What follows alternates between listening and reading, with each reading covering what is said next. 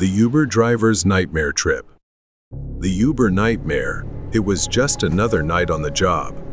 Not that I enjoyed these late shifts, but my rent was due in a week, and I'd already spent all my money on new tires and an oil change. I'd been driving every night. I really hated driving at night. The fog, the isolation. It always gave me chills. I had just dropped off a drunk couple from a bar when my phone buzzed, signaling the next ride. As I drove to pick up my next passenger, I noticed it was the exact spot where I had picked up the couple just half an hour earlier. I figured it was just a strange coincidence. I stopped at the pickup location but didn't see anyone. The fog had thickened, as if swallowing the entire street. I honked the horn and glanced around to see if anyone was coming, but there was no one. I quickly checked my phone to confirm the pickup spot on the app. Just as I was about to double-check the app, my back door suddenly opened, and my heart nearly jumped out of my chest.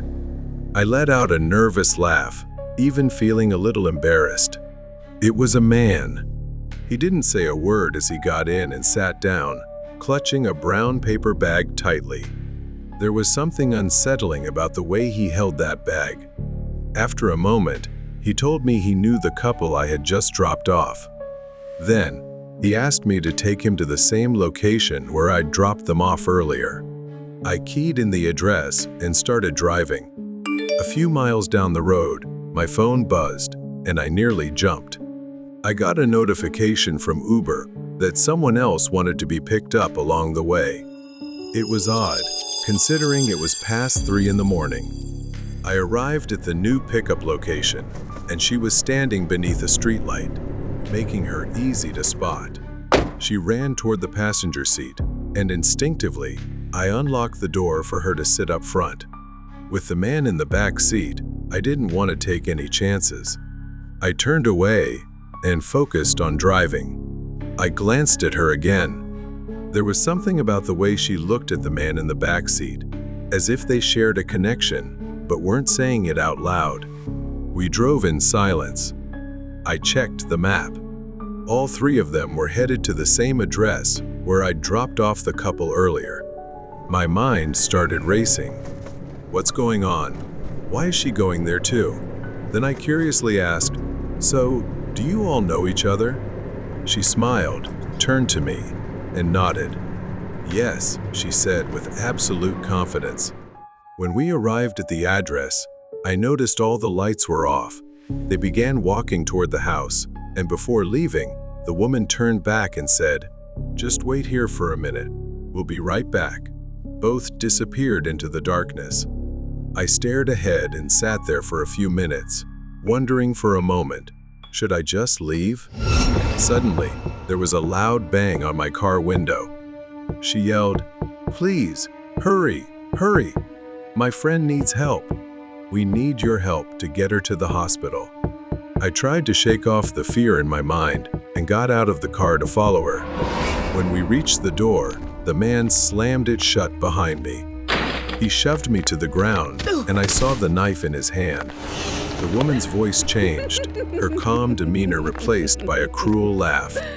She slowly turned to me and told me to run while laughing maniacally. I crawled as quickly as I could to the dining room, and I couldn't believe my eyes, the couple I had dropped off an hour ago. But they were no longer alive. The man was now behind me. He was so close. I ran as fast as I could. Luckily, he slipped, giving me just enough time to sprint up the stairs. I wedged myself into a closet, trying to suppress my sobs. I wasn't sure how long I could stay hidden. Then I suddenly realized there was a figure, a woman, standing in front of the closet. Perhaps the blood trail on the floor had given me away. I hesitated, but saw she was alone outside. I took a chance, shoved the door open, and knocked her to the ground. I hurried to the window without hesitation. I smashed the glass, breaking it, and climbed out. Pain shot through my arm, but I ignored it. I couldn't go back. I just ran, got into my car, and drove straight to the police station. My efforts paid off. The next morning, investigators uncovered the full extent of the killer's crimes. Dozens of drivers had been lured to their deaths in the same way I had been. They had used ride-sharing services as a cover, abducting innocent victims one by one, all for their dark purposes. This ruthless duo had evaded capture many times, but not this time. They were arrested. I felt incredibly lucky because, as far as I knew, most people didn't survive. The nightmare, it seemed, had finally ended. Pizza orders at the end of the day. If you've ever worked the late shift at a delivery restaurant, then you're probably familiar with occasionally receiving a last-minute order just before closing. That day, a man placed an order for a pizza. After entering the location into the GPS, I realized that the address was far and remote. I tried to mention the inconvenience of delivering it because it was quite far, but the guy on the phone just ignored me. As I entered the address into the GPS on my phone, I realized how remote it was, and I started regretting not hanging up when I had the chance. As I drove, the winding, unfamiliar roads led me deeper into the countryside, past an old abandoned Blockbuster. I recalled my mother's warning never to go beyond that place, but I never knew why. Memories of missing children and locked doors from years ago flooded back, leaving me uneasy. The dirt roads became increasingly difficult to navigate. Finally, I arrived at the location, a rundown, abandoned house at the end of a muddy road. I felt a chill as I wondered if I had the right address, but the GPS confirmed that I had arrived. Leaving the pizza in the car, I approached the house to see if anyone was home. A note was taped to the door with instructions to deliver the pizza to a vehicle near the house. This struck me as odd. Why hadn't the customer mentioned this over the phone? And who asks for a pizza to be delivered to a vehicle? I was confused. Despite growing anxiety, I decided to follow the instructions since I had come this far. As I rounded the corner of the house, I was startled to see an old camper van parked with its back doors wide open. I slowly approached, hardly daring to breathe. I froze as I realized the figure was dragging something heavy, a rolled-up carpet, stained dark. The man finally moved, stepping forward into the dim light. His face remained hidden in the shadows by a wide-brimmed hat, but I could feel the cold and mysterious aura emanating from him. He extended a gloved hand toward me, but instead of reaching for the pizzas, he handed me an old, weathered envelope. I hesitated before taking it, sensing something unsettling. His voice was low and ominous as he told me to take the envelope to the house on the hill, a place I knew was infamous in local lore, said to be cursed. Before I could refuse, the man turned and walked back into the vehicle, disappearing into the darkness. I was left alone in the cold night, holding the envelope. I quickly turned and rushed back to my car, my heart pounding in my chest. I fumbled with the keys, desperate to start the engine and get away. I didn't dare open the envelope, fearing what might be inside. Instead, I threw it onto the passenger seat, started the engine, and drove off. As I drove, I kept glancing in the rearview mirror, praying no one was following me. Then suddenly, that vehicle began chasing me, with the faint sound of the radio echoing behind. In a moment of desperation, I decided to floor the gas pedal and head back to the old Blockbuster building, the only nearby place where I might find some cover. I pulled off the road and parked behind the building, killing the engine. I held my breath, praying I hadn't been seen. I waited until the music faded before I dared to breathe again. As I sat in the darkness, my phone finally died, plunging me into complete isolation. In the distance, I saw a figure. It was him, slowly approaching with that mysterious wide-brimmed hat. Panic began to overtake me. I fumbled to start the car, my hands trembling with fear. The engine roared to life just as the man reached the car, his hands slamming against the window. I slammed the gas pedal and sped away from there. I drove straight to the police station.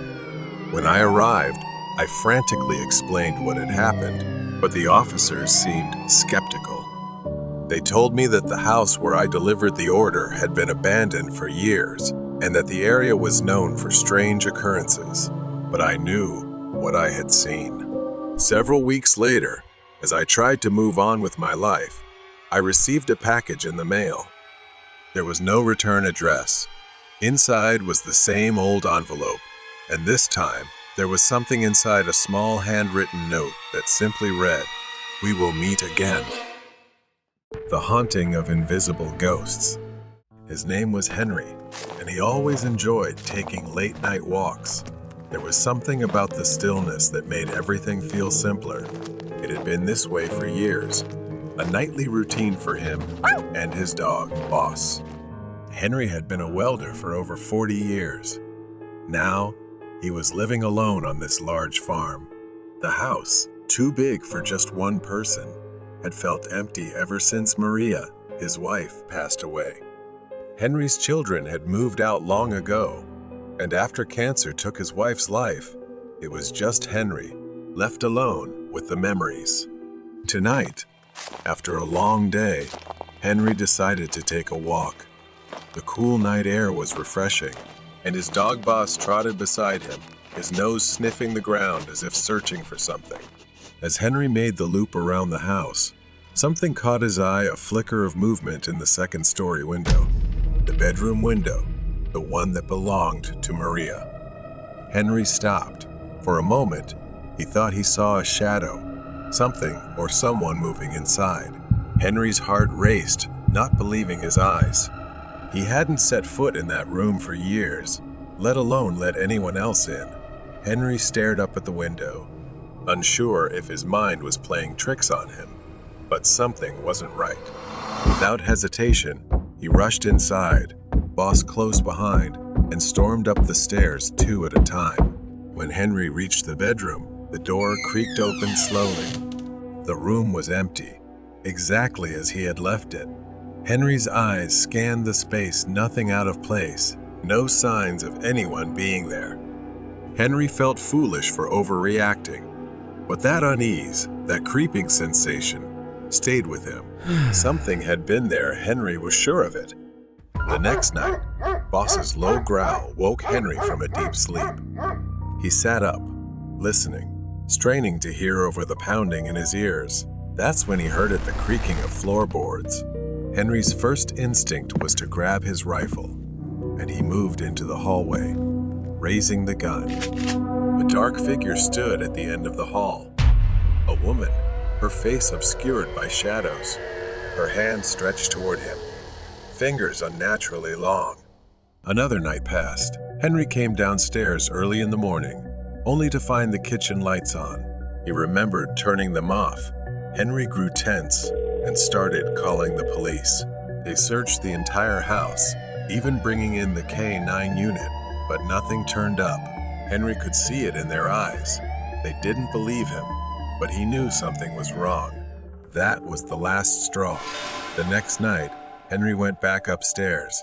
He didn't know what compelled him to return, but when he opened the door, the sight nearly stopped his heart. Maria's clothes, which Henry had packed away after she died, were scattered across the floor. It was as if someone had pulled them out. Panic rose in his throat. Henry staggered back, and that's when he saw her. A figure stood in the doorway. A woman, but it wasn't Maria.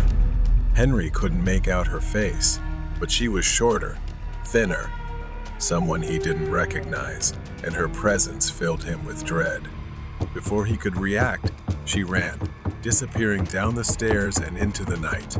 Henry chased her to the front yard, but she was gone by the time he made it outside. Bosley and Henry searched the property, but there was no trace of her. Henry didn't sleep that night. In fact, he hadn't slept in days.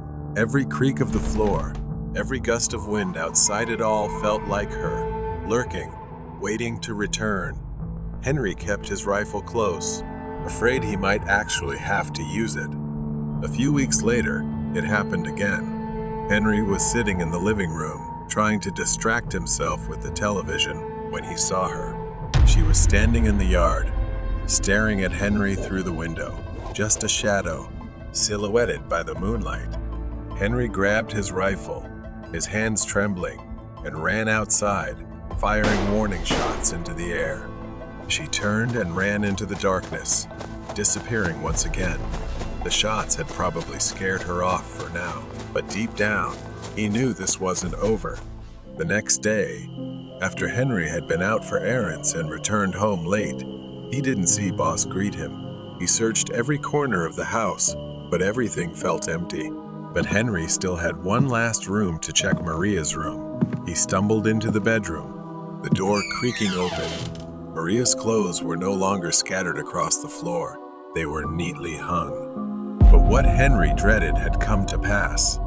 The woman was still there, sitting on the bed, staring at him. Her eyes gleamed, and she smiled a cold, twisted smile. She whispered that she had been waiting for him. Henry froze, shocked. He couldn't believe what he was hearing. That voice, it was Maria's. But something was wrong. It was cold, hollow. Before Henry could react, her face shifted from an indistinct blur to something grotesque, her skin melting into a monstrous form. The skin peeled away, revealing rotting flesh underneath. Her eyes sank into her skull, her mouth gaping in a horrifying grimace. Henry screamed and raised his rifle, but it was too late. She lunged at him, and as darkness engulfed him, her fingers seemed to scratch and penetrate his chest. The haunting of invisible ghosts. Henry slowly woke up with a strange feeling, something rough rubbing against his face. It took a moment for Henry to open his eyes and realize it was Boss licking his face. Henry remembered the last time he couldn't find his dog, but after everything that happened, seeing Boss made him feel more at ease. Henry groaned, his whole body aching as he struggled to sit up. Everything felt too stiff, the joints rigid, and the muscles dull with pain, as if she had actually lunged at him, clawing and piercing into his flesh. Boss whimpered softly, his gaze fixed on the bedroom door. Henry glanced over and saw nothing unusual, but he couldn't shake the unsettling feeling that something strange was inside his own home. Days passed in a vague exhaustion. Every night, it was the same. Boss sat in front of the bedroom door, staring, ears pricked up as if waiting for something. Then, like clockwork, at that exact hour, he would start barking, the sound echoing throughout the house, jolting Henry from his restless sleep. He would get up, gun in hand, and search the house, but he never found anything. The house remained silent, the darkness unchanged. He tried to convince himself that it was just Boss being protective, or perhaps reacting to something normal outside. One night, the barking started again, more intense than ever. He jumped up, hurried down the stairs, gun at the ready, and froze at the sight before him. There, near the living room window, Mari was standing. Her face was gentle, hair flowing in the wind. Henry was paralyzed, an uncontrollable feeling swelling within him. Henry hadn't seen her in years. For the first time in months, he felt a sense of comfort. Boss fell silent, his barking turning into a faint whimper, as if something wasn't quite right ahead. He slowly approached the window, but then something changed. Henry stepped back as Mari's gentle form began to fade, her features distorting, as if cracking horribly, her joints twisting grotesquely, unnaturally. Her eyes seemed to darken, sinking into her face. Her mouth stretched into a wide grin, revealing sharp teeth, with black slime oozing through the cracks in her face. He suddenly realized she had come, perhaps deceiving him and appearing in the form of Mari's spirit. He knew that couldn't be his wife. The figure by the window vanished, dissolving into the darkness like smoke. Henry rushed outside, desperately searching for her, or it, whatever he had just seen. He circled the house, calling for Mari, as if somehow she might still be there, but there was no one. As Henry turned the corner of the barn, He suddenly felt an icy chill. The world around him seemed to shift. The night grew unnaturally dark. It felt like the darkness was swallowing the farm. He heard a whisper, soft and mocking. Henry. It was her voice, but distorted and broken, drawing him toward the barn. Henry pushed open the barn door, and there she was again, Mari standing motionless. The whispers grew louder around him. Come home, Henry. It's time. The voice echoed from every direction. The darkness closed in, pulling him to his knees as if hypnotized to obey. Her form began to twist again, skin peeling away, revealing a skeletal grin beneath. The barn door slammed shut behind Henry with a piercing noise, swallowing the faint light of the moon. The air filled with voices chanting Henry's name, full of malice. He stumbled back, desperate to escape, but the ground beneath him gave way, sending him plunging into a deep, cold pit. He landed hard on a damp surface. Henry reeled from the overwhelming stench of decay, and as he looked around, rotting corpses with sunken eyes stared back at him. He tried to climb out, but the walls of the pit were slick. The bodies began to move, their skeletal hands reaching out, grabbing Henry's legs, pulling him down. A grotesque figure emerged from the darkness above. It was her again, a monstrous version of Mari. Limbs elongated, her smile impossibly wide, filled with jagged, blackened teeth. Henry, it's time to join us, she said. Then suddenly, Henry found himself in Mari's old room. The figure leaned closer, its icy breath brushing against his skin. You can't escape, Henry. He felt an unnatural pressure tightening around his neck, and he couldn't move. As his vision darkened, it was slowly taking control of him. The first light of dawn crept over the farm. The house lay still and cold, its windows dark and empty. Boss lingered on the porch, his mournful howl echoing across the silent fields. No one knew what really happened. Henry was gone, or perhaps he was still there, but no longer himself. The price of the silent one. I glanced at the clock. It was past midnight. I thought it was time to head home. I left the lab late one evening after a long day of experiments. The night was dark, the streets deserted, and the cold air biting at anyone daring to venture out.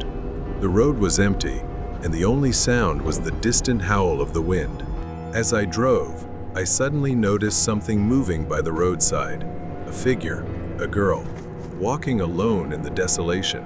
She seemed disoriented, wearing a red coat, her head bowed, and her posture rigid, standing out under the dim light.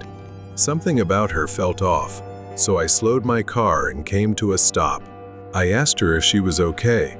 "Do you need a ride?" The girl didn't reply. She kept walking, her steps slow, as if she didn't even notice my presence.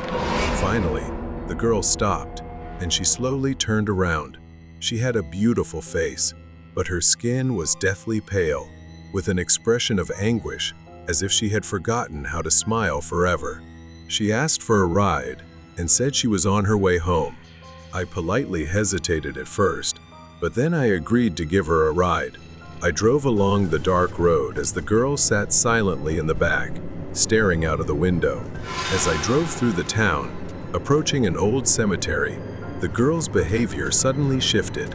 She began to grow increasingly agitated. Suddenly, she started clawing at the car window with her nails, screaming hysterically as if she were desperate to escape. She shouted, "Let me out! Let me out!" Panicked and unsure what was happening, I scrambled to unlock the door. She flung the car door open and bolted towards the cemetery. Her speed was unnatural, almost too fast, disappearing into the night. I got out of the car, calling after her, but she was gone, leaving me standing alone in the eerie silence of the darkness. Confused, I drove away, chalking the incident up as nothing more than a strange encounter. A few nights later, I drove home along the same route, but every night, something strange and puzzling happened. I encountered her again, asking for a ride. Each time as we neared the cemetery, she would scream, louder than before, and run into the darkness. It was like a looped tape, ending in terror every single time. My curiosity grew, and I began to wonder if I was witnessing something from another world. After 4 consecutive nights of experiencing the same bizarre encounter, I couldn't ignore her strange, repetitive behavior anymore. I was haunted by thoughts of what might be happening at the cemetery, and the image of her running remained etched in my mind. The next day, I decided to visit the cemetery to investigate. I began noticing the old, weathered gravestones, a strange sensation settling over me as I surveyed the area. After some searching, I stumbled upon a gravestone bearing the name Lydia Ward. What shocked me even more was the image on the grave. It was the girl who had asked for a ride. I was frozen in disbelief. Her date of death was engraved as 7 years ago. A chill ran down my spine as I read the words "killed in a ritual." My mind began to spiral as the name and face felt eerily familiar. I couldn't shake the memory of another girl named Lydia. She had been killed in a satanic ritual. I realized that I might have been the one who witnessed her death all those years ago.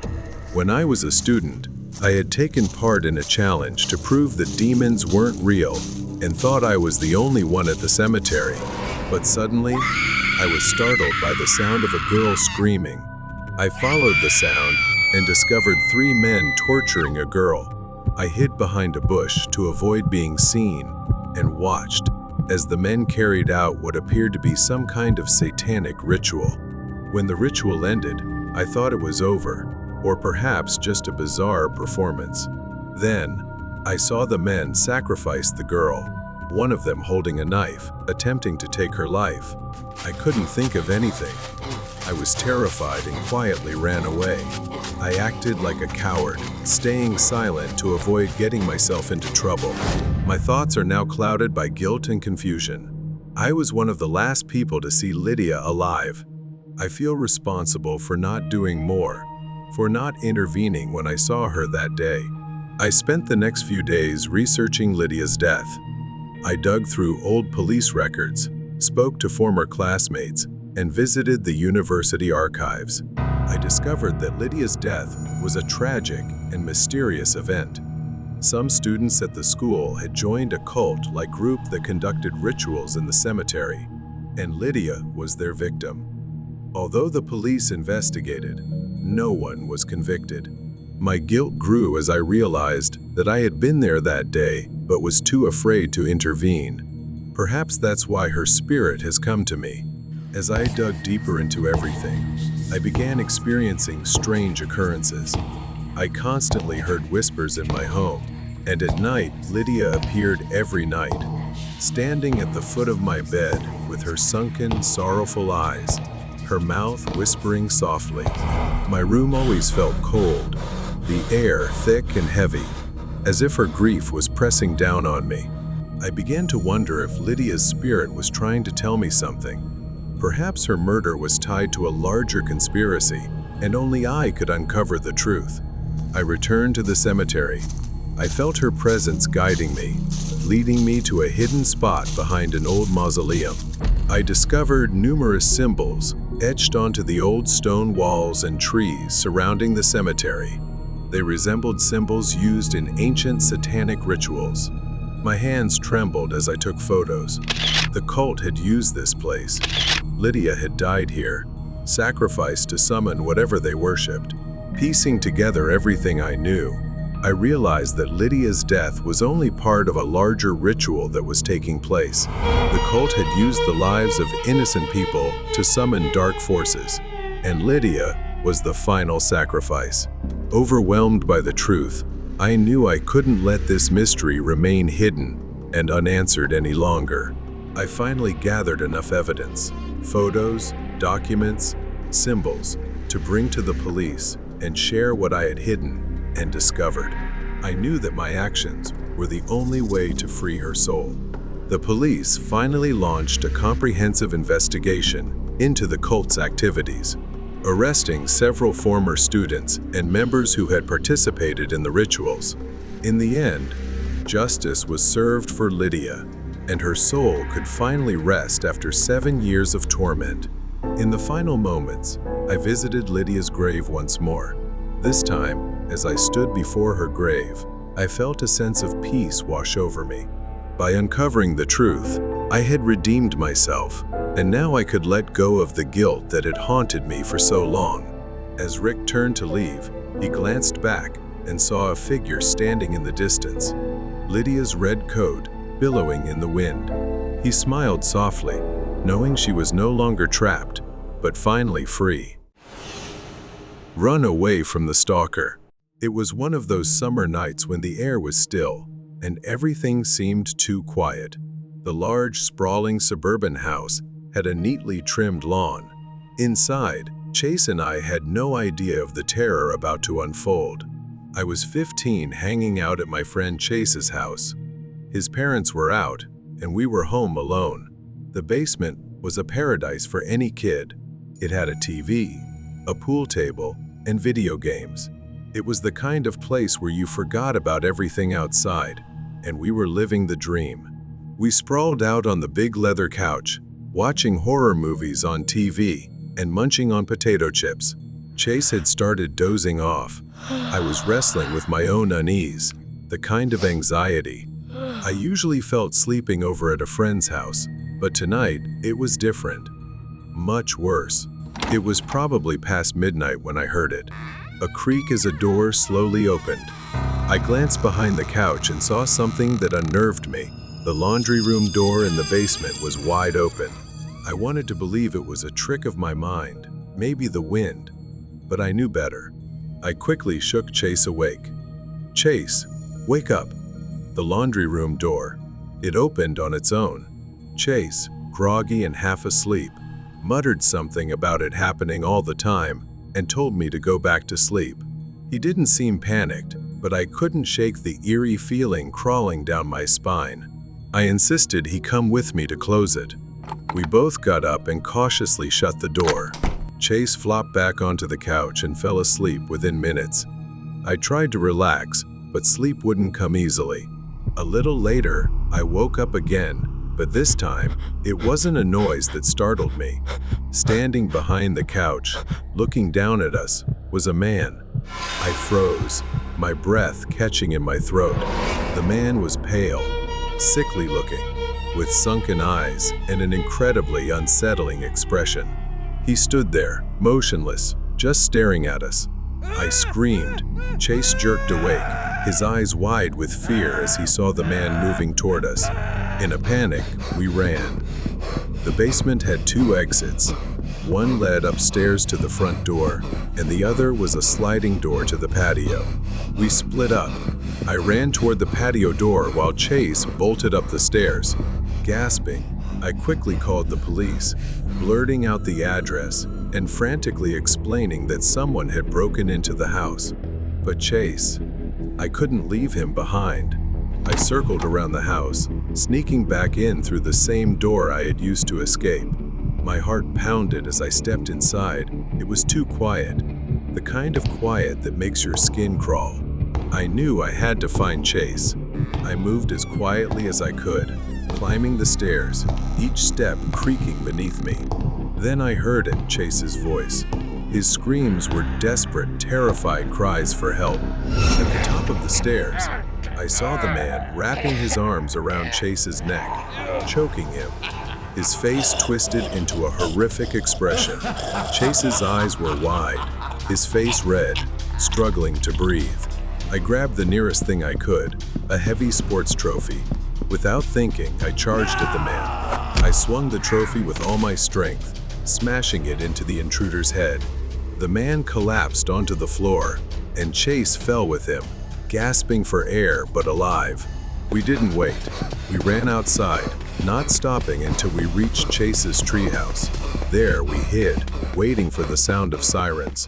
Chase was still trembling, rubbing his neck where the man's hands had been just minutes ago. We stayed silent, too afraid to speak. I peered out the small window in the treehouse, scanning the yard for any movement. The house looked eerily still, as if nothing had happened. Chase whispered, "What do we do now?" I had no answer. I just knew I couldn't let him go back inside. Suddenly, a faint rustling came from the direction of the house. I held my breath, straining to listen. At first, it was soft, like footsteps on grass. Then, I saw him, the man. He was slowly crossing the yard, his movements deliberate, as he headed toward the treehouse. I grabbed Chase's arm, pulling him away from the window. "He's coming."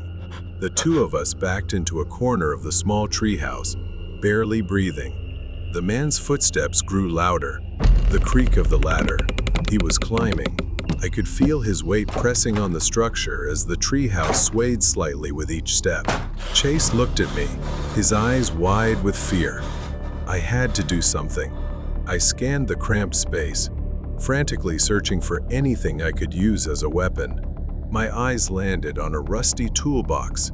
Chase's dad had left here months ago. I grabbed a metal rod nearby, clutching it tightly in my trembling hands. The man's hand appeared at the edge of the treehouse entrance, his fingers curling around the wooden frame.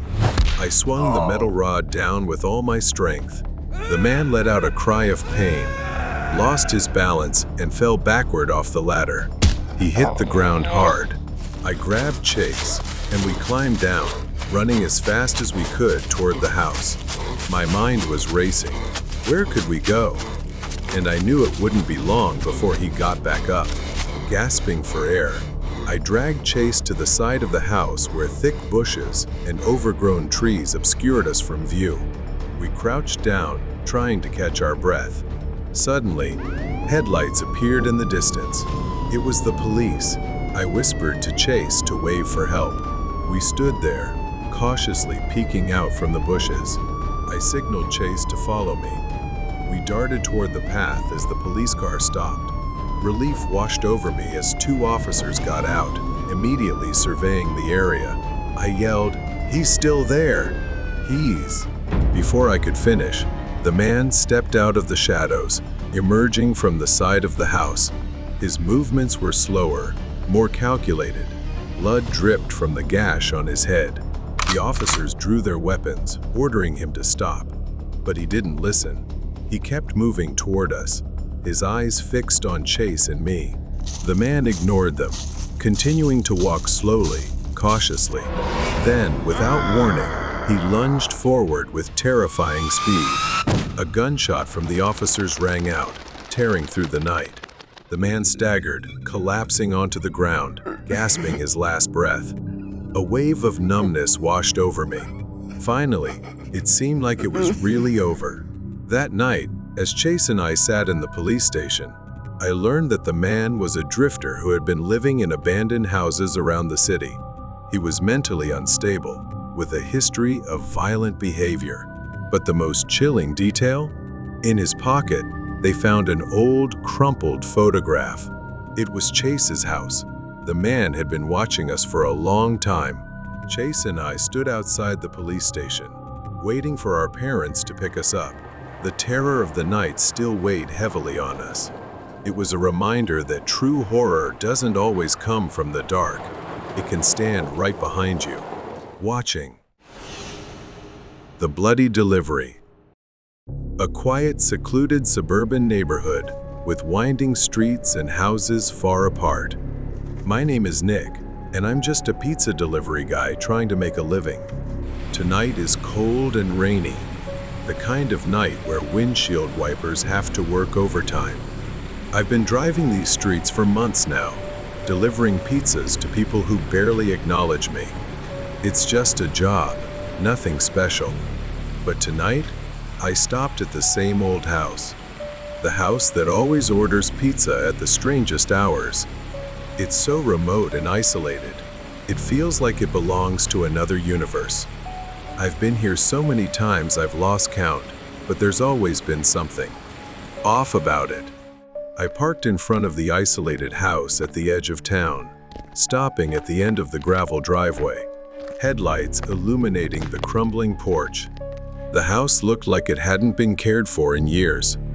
Overgrown grass, dusty windows, darkened by old curtains swaying in the wind. I took a deep breath, grabbed the pizza box, and stepped up to the front door, knocking on the heavy wooden frame that echoed loudly. For a moment, nothing. Then, the door creaked open. A woman stood there, her faint smile barely lighting up her pale face, illuminated by dim light from inside. Yet her eyes were distant, unfocused, shadowed. "Here's your pizza," I said cheerfully, trying to shake off the unease creeping up my spine. She reached out for the pizza box, her hand extending.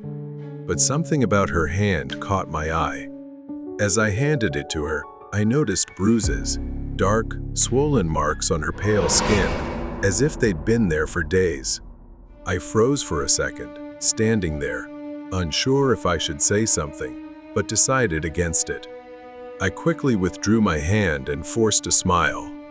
"Thanks," she mumbled, almost robotic, before pulling the pizza box inside and shutting the door.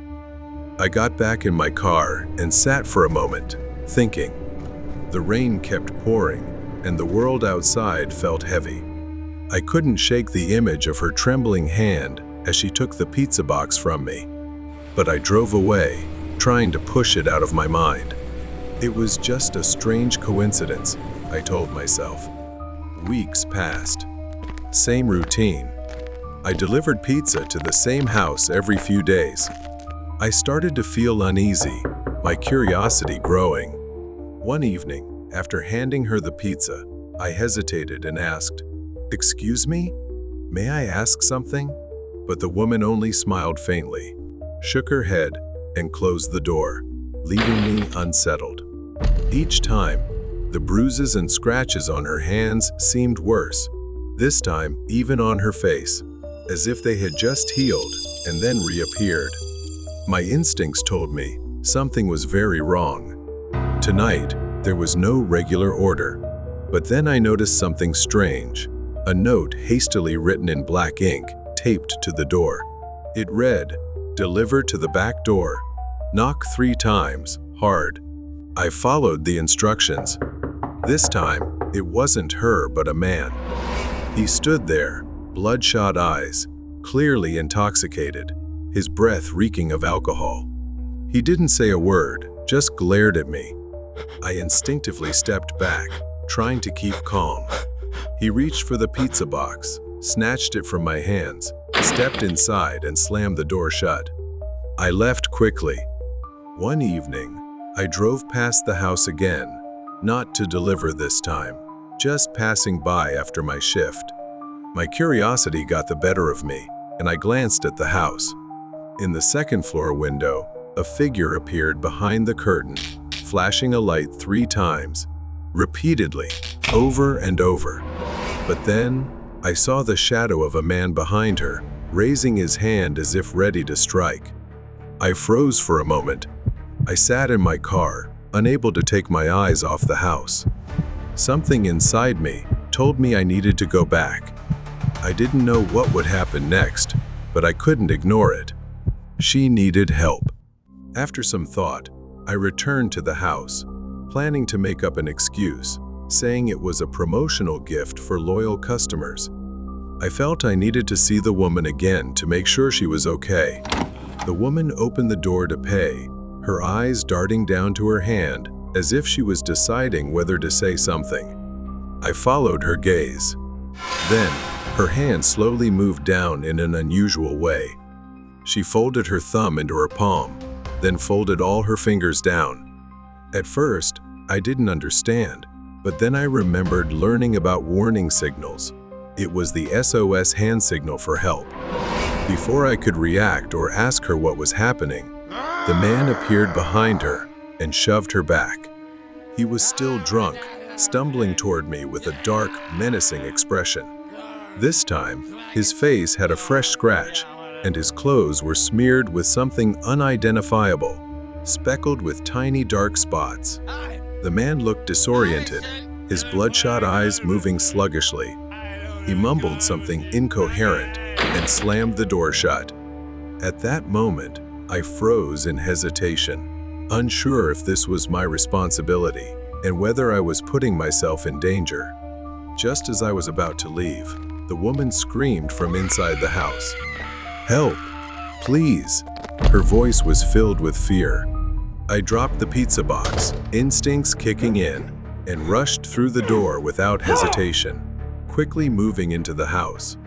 I knew a bit about self-defense. I had trained in martial arts for situations like this. As I stepped inside, a scene of chaos unfolded. It was horrifying. She was pinned to the floor, struggling under the man's weight, her face wet with tears, and her hands partially bound. Before I could move, the man charged at me in a fit of rage. But I anticipated the attack, ducked low, and countered with a strong strike to his side, sending him crashing to the floor in pain. Seizing the moment, I pinned him to the floor and used the rope he was tying the woman with to restrain him temporarily, long enough to keep him away from her. He was arrested shortly after, and the truth behind that house came to light. Her name was Angela.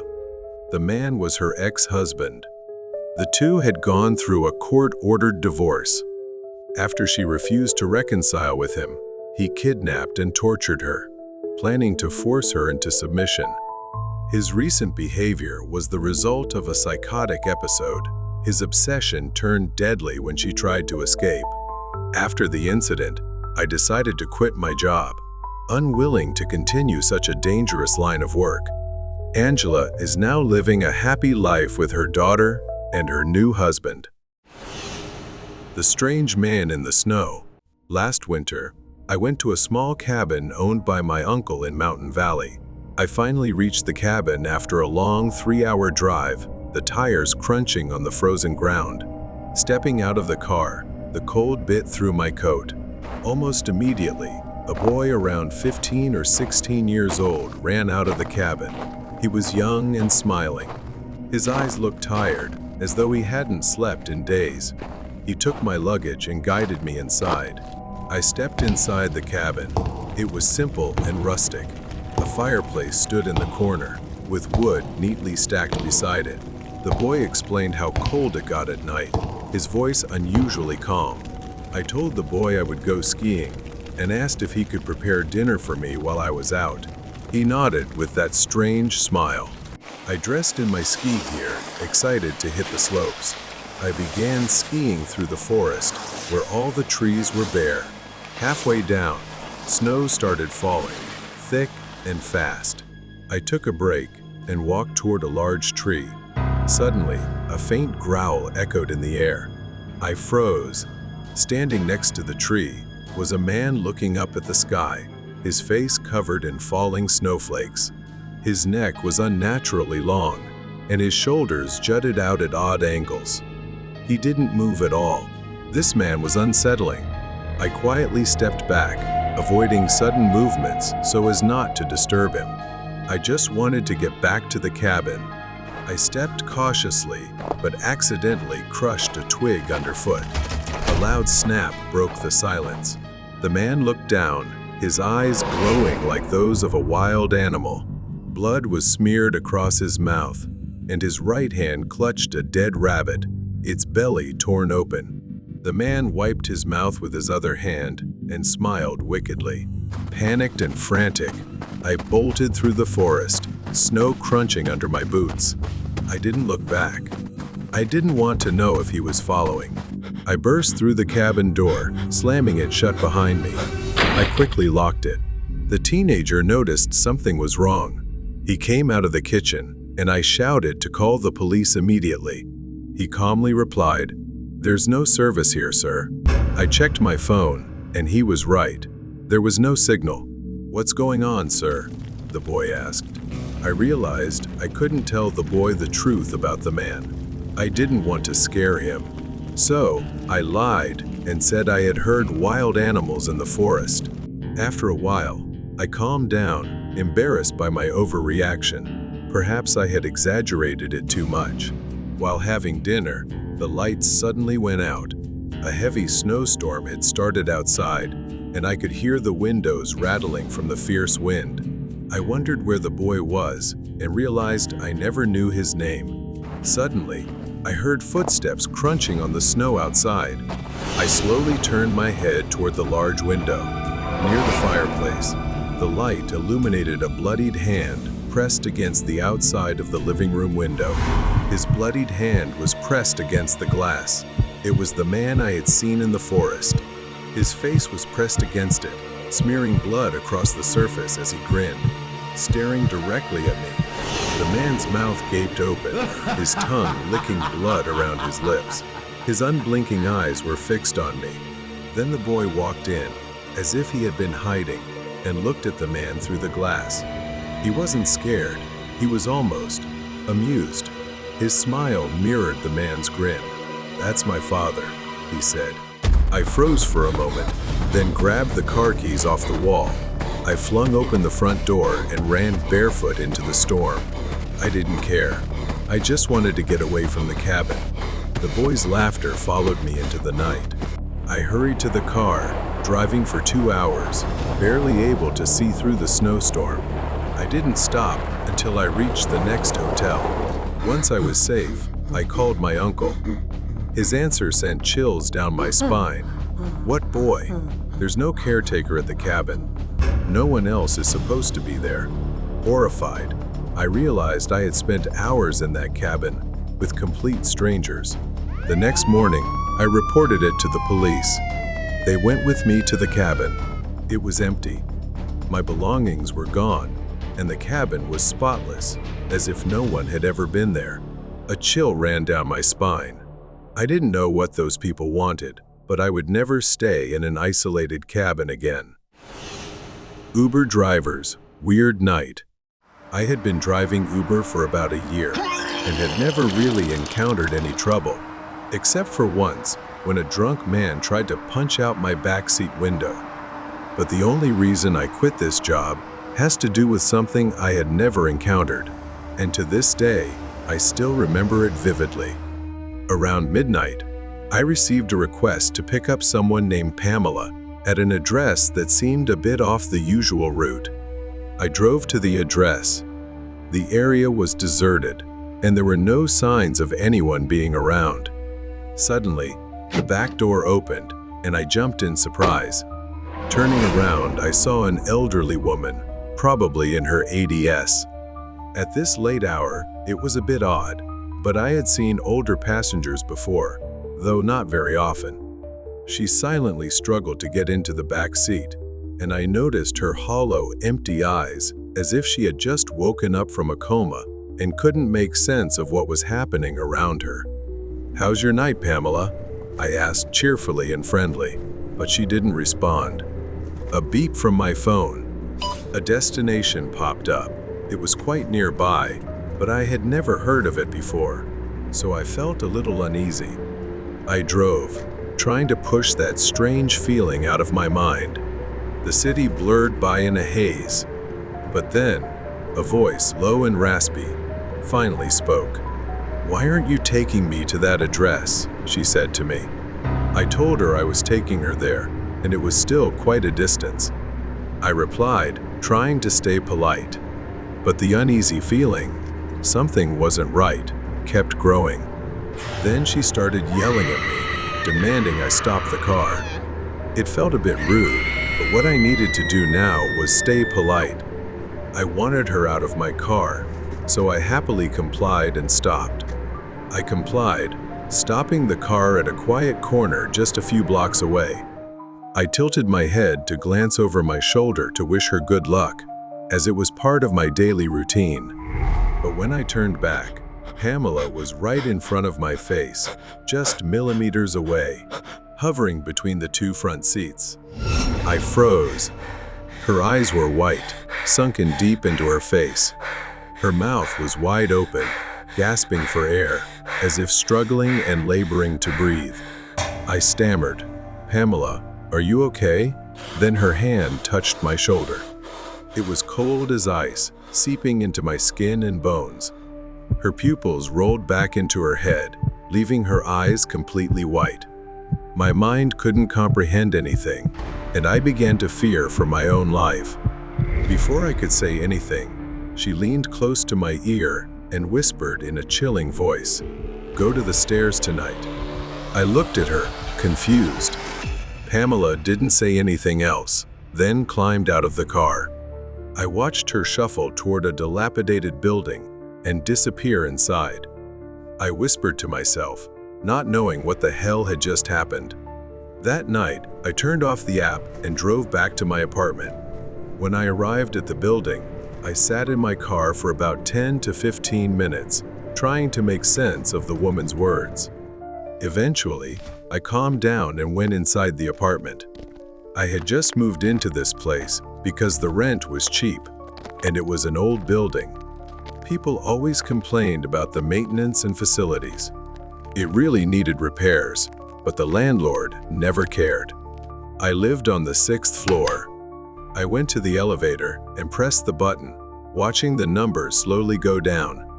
There was no one else in the lobby, but I couldn't shake the chill running down my spine. The numbers on the screen flickered. Suddenly, I heard a hoarse whisper, cold and close to my ear, "Close it." I jumped, looking around, but there was no one there. Pamela, is she following me? Sweat beaded on my forehead, and I decided I couldn't wait any longer. I sprinted toward the stairs, almost crawling on all fours as I climbed. The darkness below seemed to be chasing me. When I reached my apartment, I slammed the door shut and sat on the floor. Suddenly, I heard a loud crash. It sounded like something had collapsed to the ground, and the fire alarm went off, with people screaming. I opened the door and saw other tenants looking down the hallway, talking in panic. The elevator, it malfunctioned and crashed. The landlord was handcuffed and led away, charged with endangering tenants by neglecting maintenance. Other residents were shouting at him, angry at his irresponsibility. I stood still in disbelief that I was alive. As the police took the landlord away, I overheard two tenants talking, saying they remembered him once saying he had fixed it, but Mrs. Miller still died, crushed. They couldn't even imagine how terrified she must have felt when the elevator fell. "Who are you talking about?" I asked.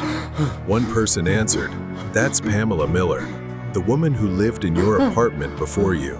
She died in that very elevator, but somehow, the landlord got away with it. I still visit her grave sometimes. God bless her." My head spun as I tried to understand. I had just driven a woman named Pamela. I realized that the woman I had met wasn't just a strange passenger. I had encountered something beyond my understanding. Maybe she was trying to warn me so I wouldn't meet the same tragic fate as hers. The neighbor's dark secret. I often have insomnia, so I often choose to stand at the balcony door, looking out at the quiet neighborhood. I live in a really isolated neighborhood. The houses around here are not right next to each other, although I do have a neighbor who has a fence that I can see over if I stand on the balcony. I'm not being nosy or anything, but that night, I was looking into his yard. I've never met him because that neighbor just moved in, but I assume he lives alone because there's only one black truck parked in his yard. Today, I continued to go to the balcony and look at his yard. The truck had been missing for a week.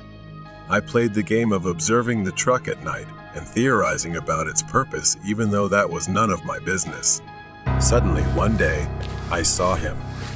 My neighbor walked out of the house, dragging something. It looks like it's a long, black bag. It looked quite heavy, and it took him a lot of strength to pull it. On the ground, there is a leak of something that looks thick. He struggled to lift it, then pulled it toward the truck, sliding the side door open. He stuffed the bag into the trunk before driving away, then glanced around as if checking to make sure no one was watching. I stood there, my mind spinning. I couldn't ignore it anymore. So I called the police. They arrived quickly and checked around his property. I stayed, watching from the window as they spoke to him. But then, his demeanor was completely different. He led the police to one of his bags, opened it, and inside was meat. He started pointing at his dog, which barked eagerly as he lifted it, filled with excitement. The screams, he claimed, were just him rehearsing a scene from his favorite TV show. And he did it every night. The police found nothing else. To protect my identity, the police came inside and spoke privately about me calling them. They warned me. They said if I continued calling without evidence, I could be charged with privacy violation and harassment. When they left, my neighbor came over, placing a hand on my shoulder. With a friendly smile, he said, "Let's not let little misunderstandings get out of hand, all right?" It felt like a warning. I told myself I was overreacting. Maybe he really was just an odd guy, with strange habits. Every night, I hear faint, muffled, haunting screams. I tell myself it's just him rehearsing, as he said. Then one evening, he showed up at my door holding a cake. He told me it was his birthday and gave me the cake to clear up any unnecessary misunderstandings between us. Was he smiling? I wasn't sure if it was my mind playing tricks, but I felt like he was giving a sinister smile behind my back, waiting for something. As I closed the door, a wave of fear came over me. I took the cake into the kitchen. I placed the cake on the table, not daring to eat it, and just stared at it for a while. I considered eating it, dismissing my paranoia, and slowly brought it to my mouth. But then, something like an instinct told me not to. I put it down, reminding myself to stay alert. Thinking of him preparing it, watching me, knowing I'd eat it. It was truly horrifying. I grabbed the cake, took it to the trash bin behind the house, and threw it away. I didn't care if I was being unreasonable. I'd rather be safe than sorry. Early the next morning, when I went out to take out the trash behind the house, something caught my eye. There, beside the trash bin, was a small mouse, dead. Its tiny body lay still, right next to where I had thrown the cake the night before. A thin trail of cake crumbs led from the cake to the mouse. The mouse had eaten the cake and died. His depravity was beyond imagining. The cake was not a gift, it was a warning. From that moment, I started watching. Every sound, every strange occurrence, every word from my neighbor. Now I knew he wasn't just a harmless eccentric. He was hiding something dark. Everything started again when I walked past my neighbor's house. My steps slowed as I glanced at his front door, catching sight of a hand pressed against the glass, moving frantically. The glass was old and foggy. I saw someone inside, exhaling and writing help on the dust-covered window. For a second, I turned away, rushing back home. I didn't want to know what was happening behind that door. Back in bed, I couldn't sleep. The image of that pleading face, the desperate scrawl on the window, kept replaying in my mind. The sounds, the black bag, the screams. If I reported this to the police, I knew he'd find a way to cover it up, like he always did. Without evidence, everything would be pointless. I needed a clear and specific plan. I decided to reach out to my friend. I met my friend at the local cafe and explained everything, detailing the strange events and horrific scenes. He looked at me, skeptical, but didn't dismiss it right away. We had known each other for so long, neither of us wanted to believe this was happening. Then he suggested gathering photo and video evidence using advanced technology to avoid detection. I had to do whatever it took to prove my words. Neither of us could imagine what we were about to do next. But I promised him that we would only collect evidence and leave quickly and discreetly. The next morning, I put on a plumber's uniform and a fake mustache, mentally preparing for my decision. I approached my neighbor's door, disguised as a plumber. He opened it, eyeing me strangely, scrutinizing. He glanced at my house, then back at me, asking, "Nick, is that you?" I froze for a moment. I began faking my voice, using a different tone to deceive him, explaining I was sent to check and fix the city's main water pipes. At first, he seemed suspicious and told me to wait a moment before closing the door. I stood outside, not knowing what he was doing inside, waiting and adjusting my glasses. But eventually, he acted friendly and allowed me inside. As I entered, the house was much tidier than I had expected, and nothing suggested he was a murderer. As I pretended to inspect the pipes under his kitchen sink, he stayed close, following me throughout the house. My every move was under his watch. I hadn't anticipated this. His presence was a constant reminder that one wrong move could be my last. I racked my brain for a way to separate myself from him. Then, an idea struck. I asked him to let me check the pipes in the basement, explaining that I needed to inspect the pipes there, adding, "If you come with me, you'll need to be careful. A broken pipe could be very dangerous and make things worse." He hesitated, but finally, he allowed me to go down to the basement alone. I watched his shadow disappear into the darkness. I turned my attention to the house, moving quietly, looking through every corner, hoping to find something out of place. And then I saw it, an edge jutting out along a wall, as if something was being hidden. My fingers brushed along the edge, feeling the rough texture beneath my hand. With a gentle push, the panel creaked open, releasing a foul stench that made me nauseous. I hesitated. Well, would I pro?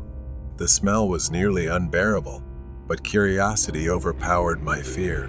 I cautiously stepped closer, peering inside. There, in the dim light, I saw a long streak on the floor leading to black bundles that were oozing blood. Then I saw dozens of bodies, skeletal remains intertwined with decomposing corpses. Just as I was about to turn and escape, a cold hand gripped my shoulder. "Hello, my neighbor," a familiar voice whispered in my ear, full of malice.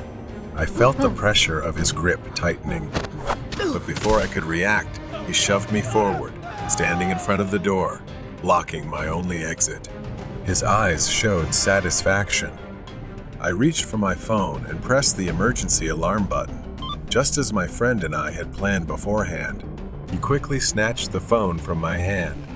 Then there was a crackling sound as he crushed it underfoot. I realized I was truly trapped. The police stormed into the house unexpectedly.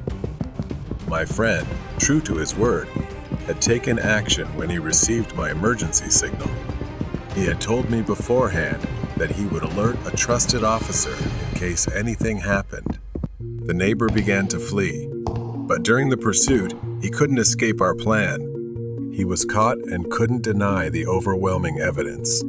When I handed over all the footage and he was taken into custody, I lay in the hospital thinking about what I'd been through. I had come closer to death than I ever imagined. I regretted nothing. The stalker in the forest. The sun barely peeked through the dense pine trees as I drove north, my truck loaded with skiing gear and camping supplies. This time, my friend Leo and I had planned a skiing trip in a remote area, miles away from any ski resort. After a few hours of driving, I parked my truck at the base of an area that looked decent with several hills. But I stopped there because I really couldn't drive any further due to the trees. Leo and I unloaded our gear, struggling to walk a quarter mile to a clearing where we set up camp. It was an incredible amount of work with all the stuff we had to carry. In a small clearing among the trees, we pitched the tent, laid out our sleeping bags, and organized our gear. After setting up camp, we began hiking up the hill, carrying our snowboards and keeping an eye on the steep slopes. The ascent was quite challenging, but I felt thrilled as we climbed higher. We snowboarded down several slopes, one after the other. But as I neared the bottom of a slope, I lost sight of Leo. I assumed we'd meet at the base or regroup at camp. It wasn't unusual for us to take different paths down the hill. I called him on the radio, but all I got was static.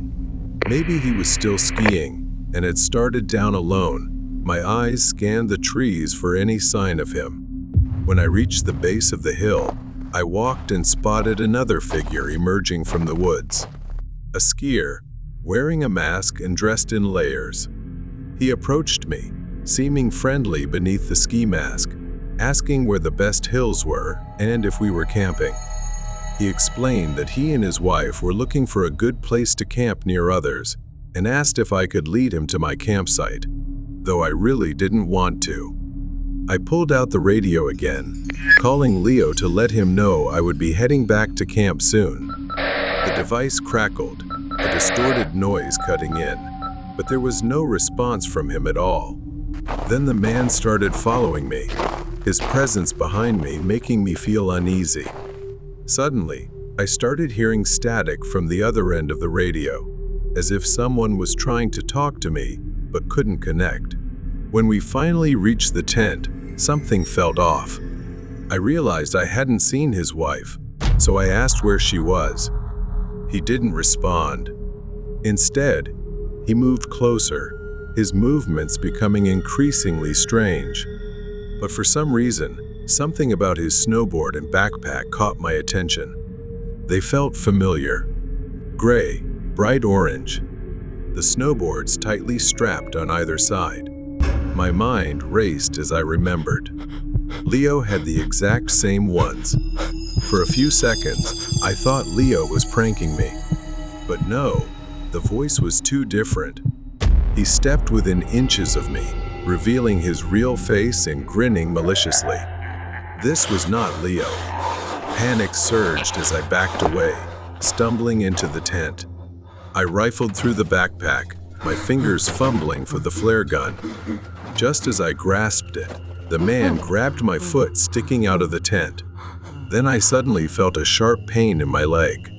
A severe tingling sensation in my leg felt like a strong electric shock, burning, and I screamed in pain. I glanced down and saw a knife embedded deep in my thigh.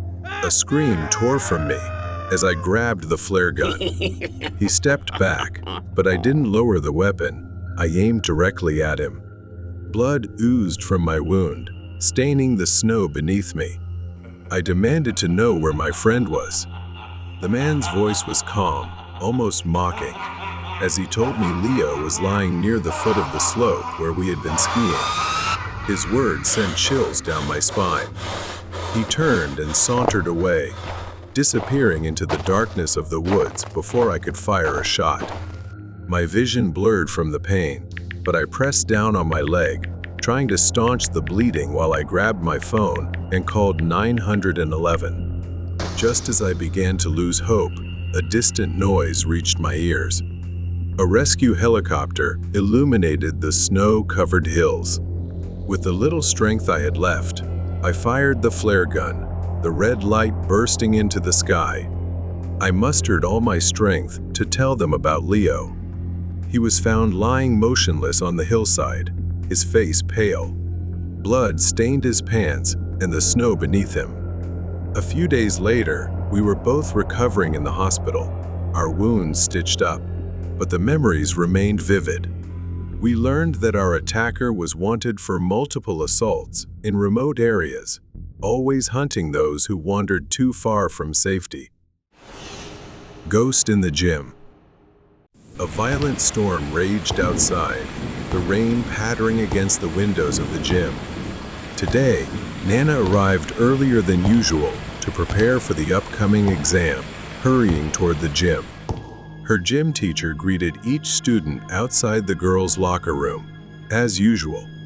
Nana entered the locker room, the fluorescent lights flickering slightly due to the storm. She walked to her locker and took out her workout clothes. As she began preparing her things, a faint shadow caught her eye, gliding along the other side of the lockers. She paused, glancing around. Curiosity overcame her, and she called out, "Is anyone there?" Nana walked toward the source of the noise, which was at the end of the locker room, where a row of shower stalls stood, the last stall covered by a thick, dark curtain. Nana approached, the lights beginning to flicker erratically. Not knowing where she found the courage, she reached out and pulled back the closed curtain, revealing only an empty shower stall. She was about to turn away when she sensed someone passing right behind her. She froze for a moment, then a sound like soft sobbing echoed back, sending chills down her spine. The temperature suddenly dropped, a chill enveloping her. At that moment, the voices of other girls echoed in from the hallway. Nana temporarily felt relieved as she stepped out of the shower area and saw a group of students walking by. She asked if they heard someone crying, but the girls exchanged puzzled glances and shook their heads. She returned to the gym class, where everyone was gathered. Suddenly, a terrified scream echoed throughout the gym. A fellow student named Lee ran in, her face pale and filled with fear. She collapsed to the floor, tears streaming down her face. The gym class fell silent as everyone stared in horror, confused and frightened. As the teacher pressed Lee to explain, she trembled, describing a horrifying scene she told of a baby, covered in blood, appearing in the bathroom and standing there crying. After class, Nana decided to stay behind for extra practice. She walked alone to the entrance when she suddenly noticed a key lying on the floor and the gym door ajar. A dark sense of unease washed over her as Nana stepped into the dimly lit room. She tried to turn on the lights, but they seemed to be out of order. Determined to push past her fear, Nana decided to prepare for the upcoming swimming exam. She walked to the pool area, the dim lights reflecting off the water. As she approached the pool, she heard a nearby sobbing voice, that of a girl, weak and sorrowful. Nana stopped, looking around the area, but saw no one, and everything fell silent. The overhead lights flickered, distorting her vision for a moment. As she squinted, she saw a shadow floating at the far end of the pool. Her first thought was that it was a student practicing diving, as that occasionally happened. But as time passed, she realized that the shadow wasn't moving. A sense of unease welled up inside her, and she decided to check, just to be sure. Nana approached the edge of the pool, her eyes fixed on the floating shadow. As she got closer, fear surged within her. The water around the shadow began to darken, turning a deep crimson, and she realized with horror that a lifeless body was floating in the pool. Overcome with fear, Nana ran to seek help. Moments later, the police arrived to investigate. They confirmed that the body belonged to a student who had been seen alive just a day before. Nana suddenly realized it was Lee. Her mind was haunted by memories of her friend. She learned that her friend had been haunted by strange visions, driven mad by sounds and sights that no one else could perceive. Lee could not stand the pressure from many sides. It caused her to develop depression and pushed her to the brink. Nana stood at the school gate, watching the flickering lights of police cars fade into the distance. The storm had passed, but a chilling emptiness lingered in the air. She shuddered, haunted by thoughts of the ghostly figure and the cries she had heard. In the following days, Nana lay in bed, tossing and turning as she recalled haunting images. The pale face of her friend Lee, the bloodied child, and the dark water lingered ominously in her mind. In her sleep, the voices of Lee echoed in her ears, pleading, desperate, and faint. With each passing day, they grew louder, resonating in her mind. The next morning, Nana walked through the school hallway, the world around her feeling dreamlike. She paused in front of the gym, staring at the closed doors before walking away. That night, Nana fell asleep. As she closed her eyes, she was pulled into another nightmare. She stood in the gym, surrounded by darkness. Lee's face appeared before her, eyes wide with fear as she reached out, as if wanting to say something. Then everything seemed to change. The water in the pool turned red, and she watched in horror as Lee emerged from beneath the surface, slowly rising as if trapped. Nana tried to scream, but no sound escaped her lips. The next day, Nana's nightmare still haunted her thoughts. Each day was filled with a nagging feeling that she was overlooking something urgent, something dark that only she could confront. She knew she needed to understand what had happened to Lee to help her find peace.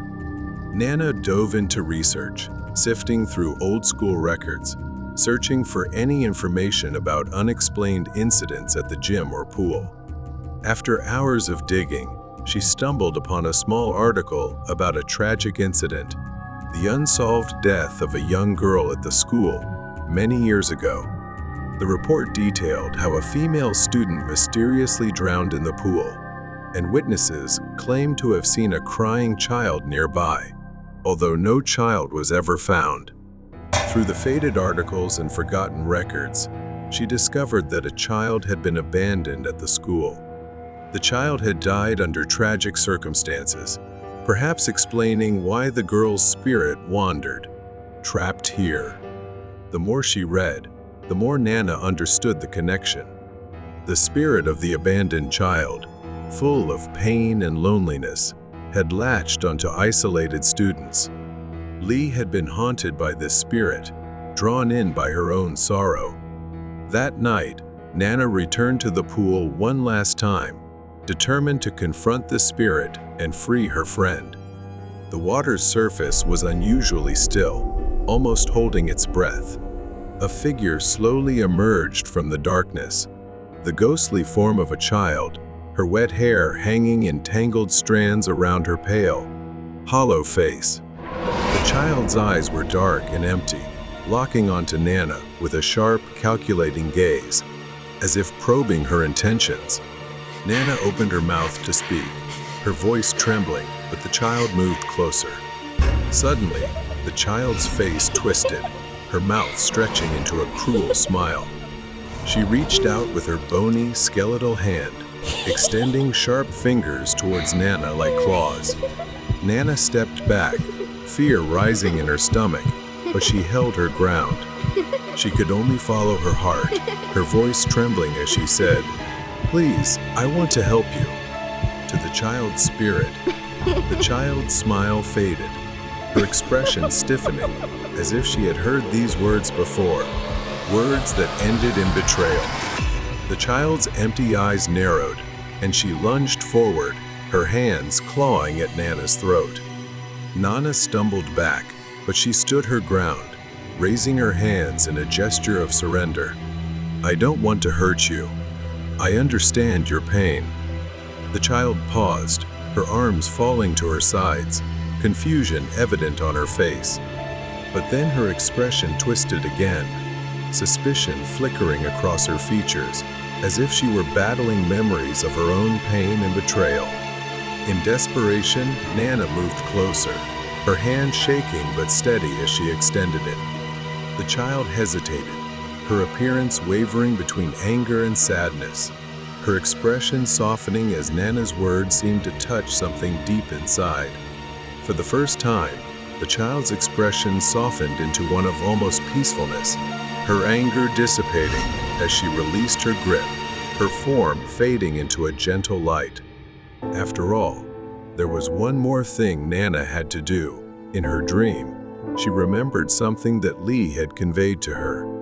Nana recalled being led by Lee to a forgotten corner of the locker room, where an old art portfolio lay hidden beneath a pile of sports equipment, covered in dust.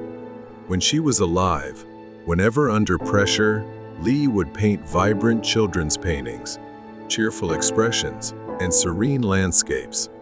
Each painting was filled with warmth, completely contrasting the darkness that enveloped Lee in her final days. The following weekend, Nana went to the local orphanage, clutching the portfolio to her chest. She handed it to the director of the orphanage, explaining Lee's wishes. As she had promised, Nana had painted and written about their story to memorialize them, ensuring that no one would forget them. Nana returns to school. She reflects on her journey. The remaining echoes of the past have faded, replaced by a feeling of fulfillment. She has somehow helped bring peace to suffering souls. The obsession with the house by the quarry. Tom's family moved to an old house near a quarry in Minnesota. He had a new job in a small town, and his family would stay there for a few weeks. Boxes were scattered across the hardwood floor. Emily sat by the fireplace, arranging her stuffed animal collection. Evi, his wife, sat in a chair, sipping tea and watching their daughter. Meanwhile, Tom was organizing tools in the corner of the room. But sometimes, the silence in the house was too heavy. The creaking of the wooden floor beneath their feet sounded louder than it should. The house fell silent, save for the faint howling wind outside. Tom lay awake, staring at the ceiling. His gaze turned toward the window. For a moment, Tom saw her, a shadowy figure of a woman with milky white eyes staring at him through the glass. Tom sat up in alarm. When he looked back, she was gone. Then Emily screamed. They rushed to her room. She was sitting on her bed, her tiny body trembling, her wide eyes filled with tears. She pointed under the bed and said, "She's under the bed? The woman with the white eyes. She wants me to hide under the bed." Tom bent down and looked under the bed, but saw nothing. They reassured Emily that it was just a nightmare, but something about her description made them uneasy. To ease her fear, the next day, they installed a small hidden camera in her room. What they discovered that night sent chills down their spines. On the screen, they watched her fitful sleep together. Hours passed without incident, until, suddenly, the blanket began sliding off her, as if pulled by invisible hands. The little girl's small body shifted toward the edge of the bed, slowly as if being dragged. Then suddenly, she was yanked down violently. She fell off the bed and was pulled under it, disappearing from their view. They rushed to her and found her curled up on the floor, crying in fear. Tom opened the live feed on his phone. On the screen, a faint silhouette of a girl was hiding under the bed. She was crawling, hiding under Emily's bed. Her hollow, black eyes stared directly at the camera. Emily's fear was unrelenting. She clung to her parents and refused to be alone. They decided to stay in the living room that night. As they sat on the sofa, the lights began to flicker. Then a cold hand brushed against Evi's cheek. She screamed in terror, but when she turned around, nothing was there. Emily screamed as one of her toys rolled into the room and stopped at her feet. Tom realized everything was spiraling out of control. He needed to grab the car keys from the bedside table. When he reached the bedroom, in the mirror, he saw her standing there, grinning maliciously. Tom grabbed the keys and ran back to the living room. They rushed to the front door, but it slammed shut as they reached it. The back door was their only chance. As they ran through the kitchen, glass shattered all around them. Everything seemed to be trying to stop them from leaving. With a desperate kick, the door burst open. As they got outside, Emily pointed toward the house. In the upstairs window, she, the figure with sunken eyes, was watching them leave. They got to the car and quickly drove away. They sat in silence, knowing they would never return to that house. The house on the edge of the quarry remains, holding its secrets. For the family, it is a memory they will never escape. Run away from strangers. The grocery store sat in the middle of a vast, empty parking lot, bathed in the faint glow of streetlights. It was 2 a.m. The store was closed, and the eerie quiet surrounded it. The night was still, until a soft tapping on the glass echoed in the darkness. I was the night shift manager here. Usually, things were calm, and nothing happened. It was just me, stocking shelves during the quiet hours while the outside world slept. I had been working non-stop since my shift began at 10 p.m., trying to get everything done. My focus was broken when I heard the faint tapping. It was coming from the front of the store. I left my cart and headed toward the sound. Through the large glass windows, I saw him, a man. He was leaning against the glass, trying to peer inside. His clothes were tattered, his face expressionless, with a hollow, vacant look in his eyes. He saw me the moment I came into view. I approached the glass door. I asked him what he wanted. He demanded I open the door. His face was emotionless. No hint of a smile, just cold eyes staring at me. I told him the store was closed and that he couldn't be here. As I turned to walk away, a loud bang startled me. The man's fists were pounding on the glass, over and over, each strike louder and angrier than the last. My heart raced. This guy wasn't just a harmless drifter. I pulled out my phone, showing him I was ready to call the police. Only then did he back off, his eyes still locked on me, filled with rage. Slowly, he stepped back into the shadows of the parking lot. The tension in me eased slightly. He was gone. I put my phone away and tried to focus back on my work. 15 minutes passed. The tapping, the pounding, the man, all of it faded from my mind as I immersed myself in stocking the shelves. But then I heard it, the sound of metal breaking, like something being torn apart. I abandoned the stroller and ran forward, fear rising. My heart sank when I saw the glass door slightly open. The lock, the only thing that kept the door secure, was missing. Fear gripped me as I realized what this meant. I need to go to the office, call the police now. I turned to run for the office, but I froze in place.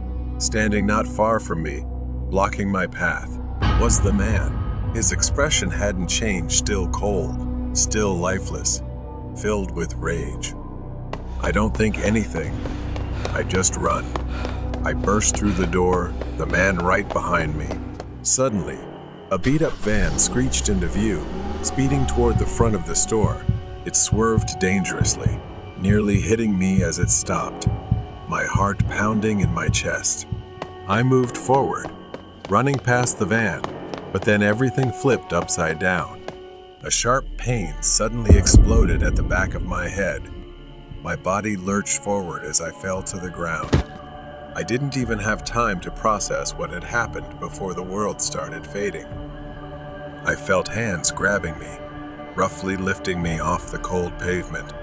My vision blurred, darkness closing in, and the last thing I remembered was the roar of the van's engine and the sensation of being dragged inside. I woke up with a throbbing headache, my wrists tightly bound behind me. The van bounced and swayed as it sped down an unfamiliar road. My mind was foggy, disoriented. For a moment, I didn't know where I was. Then it all came rushing back. I started to string it together. Man, the truck. Perhaps I was kidnapped by him. My heart raced as I realized I needed to act, and fast. I glanced around. Inside, it was pitch black, but I could make out a pile of old tools, a rusted toolbox, and some scattered metal pieces on the floor. I twisted my wrists, testing the ropes. They were tight, but I could feel a slight give, just enough to give me hope. I could hear the driver muttering to himself up front. His voice was low, angry. This wasn't over. I took a deep breath, calming the panic rising inside me. I needed to think, and I needed to get out. I inched closer to the toolbox, my fingers searching for anything sharp. It was hard, but I found a small, jagged piece of rusted metal. I awkwardly twisted my hands, rubbing the metal against the ropes. My heart pounded with every noise the van made, every bump in the road that might expose me, each one painful enough to make me want to scream. Suddenly, I felt the ropes loosen. A few more scratches and they snapped. My wrists were free, but I couldn't move too quickly. I glanced toward the front seat, where I could see the back of the driver's head. He hadn't realized I was awake yet. I noticed the door latch wasn't locked. I needed a plan.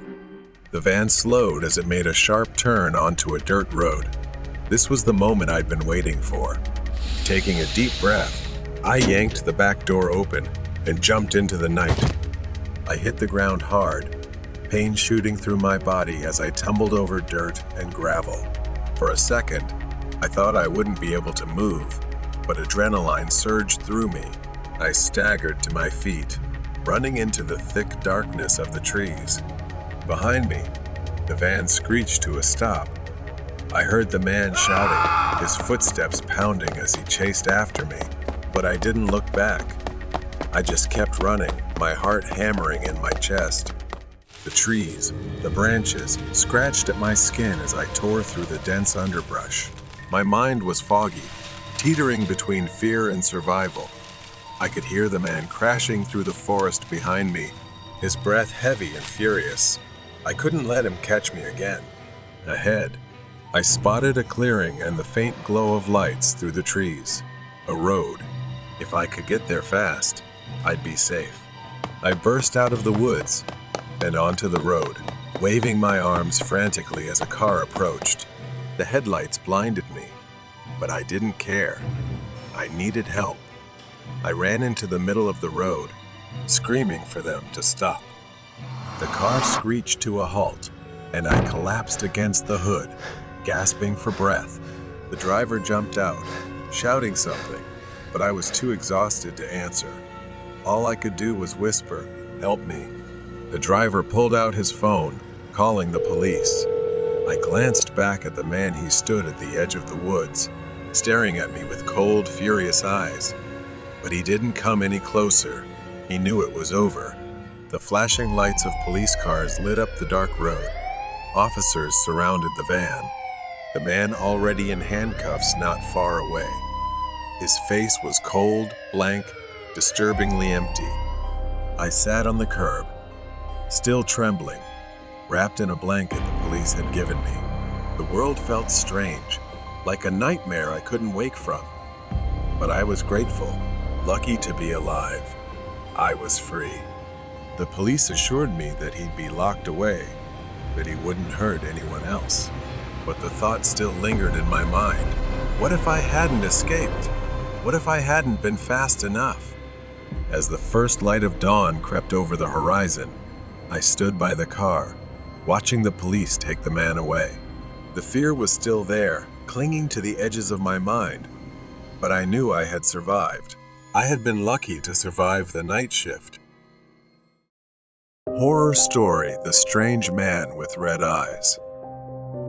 This happened 6 years ago when I was working the night shift as a security guard in an old office building. Since then, I have never worked the night shift again. That night, the pale moonlight cast an eerie glow over the deserted scene, creating a chilling atmosphere. Around 3 a.m., I was doing my final patrol before ending my shift. As I walked through the dark hallway, I heard strange footsteps. I looked around, but saw no one. The footsteps continued, seeming to come closer to me. I started feeling uneasy, trying to stay calm and continue my work. But just as I reached the security room, the door suddenly opened. A man with disheveled hair and bloodshot eyes walked in. He was wearing a long black coat and carrying an old suitcase. There was no one around, and I couldn't understand how he got into the building at this hour. I swallowed nervously, trying to speak to him. Do you need any help? I asked, my voice trembling. The man didn't answer right away. He just stared at me for a long moment. Then he opened his mouth, his voice raspy like the wind through a crack in the door. I need to go to a very special place, a place you will never forget. I didn't understand his meaning, but I responded anyway. I can't leave the building during my shift. Can you specify the location? The man smiled in a strange way, his thin lips curling up. All right, take me to the basement. I was surprised, but didn't want to cause trouble, so I nodded and led him there. We stepped into the elevator, the air inside becoming oppressive. When the elevator doors opened at the basement level, a cold draft swept in. The man stepped out first, and I followed, feeling more anxious. He stopped in front of a small room, its door long locked. I didn't remember ever seeing this room before. The man pulled out an old key from his coat pocket, unlocked the door, and stepped inside. I stood outside, not daring to follow. I've reached my destination, he said from inside. Thank you for guiding me. I turned to leave, but suddenly he appeared right in front of me, as quick as lightning. He placed his hand on my shoulder, gripping so tightly that it hurt. Remember, you have helped me, and I will remember you. I screamed, trying to break free, but I couldn't. A sharp pain shot through my chest, and I collapsed. My eyes gradually closed. I gradually saw the door of the room closing before my eyes, accompanied by his satisfied, creepy laughter. And then I fainted. When I opened my eyes, I was lying in a hospital bed. The doctor said I had a heart attack, but was lucky to survive. I recalled the man and asked everyone around about him, but no one had seen him, and the security cameras recorded no one but me.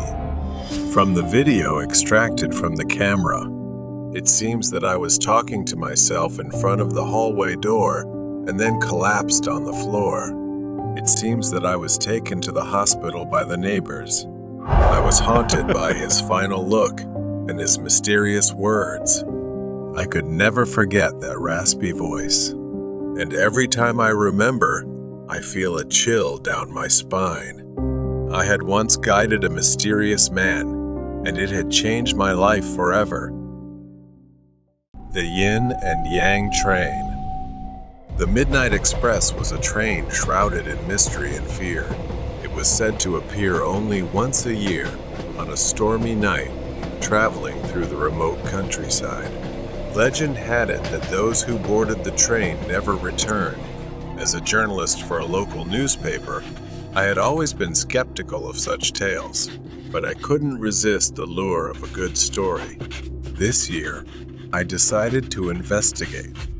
It was a dark and stormy night, fitting for the task at hand. I drove to the old, abandoned train station where the Midnight Express was rumored to appear. The station was in disrepair, with weeds growing through the cracks in the platform and broken windows staring like empty eyes. The air was thick with anticipation and the distant rumble of thunder. I set up my camera and waited, the rain pouring down relentlessly. Just as I was beginning to doubt the legend, a distant whistle pierced the night. My heart raced as I saw the faint glow of the train's headlight approaching.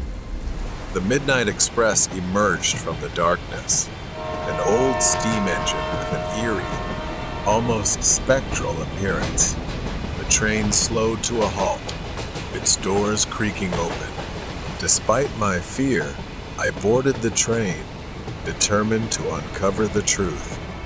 The interior was surprisingly well preserved, with plush seats and dim, flickering lights. The air inside was cold, and an unsettling silence hung over everything. I took a seat and prepared my notebook and camera, ready to document whatever I encountered. As the train began to move, I noticed that I was not alone. A few other passengers were scattered throughout the train, all of them staring straight ahead, their faces devoid of emotion. I tried to strike up a conversation with the man sitting across from me, but he remained silent, his eyes empty and hollow. A shiver ran down my spine. The train moved through the night, the storm raging outside. I decided to explore the other cars, hoping to find someone willing to talk. As I walked through the train, I noticed the passengers all had the same vacant expressions. They seemed more like mannequins than living people. My unease grew with each step. In the last car, I found a conductor. He was an old man with a weathered face and piercing eyes that seemed to see right through me. Can I help you? He asked, his voice gravelly and cold.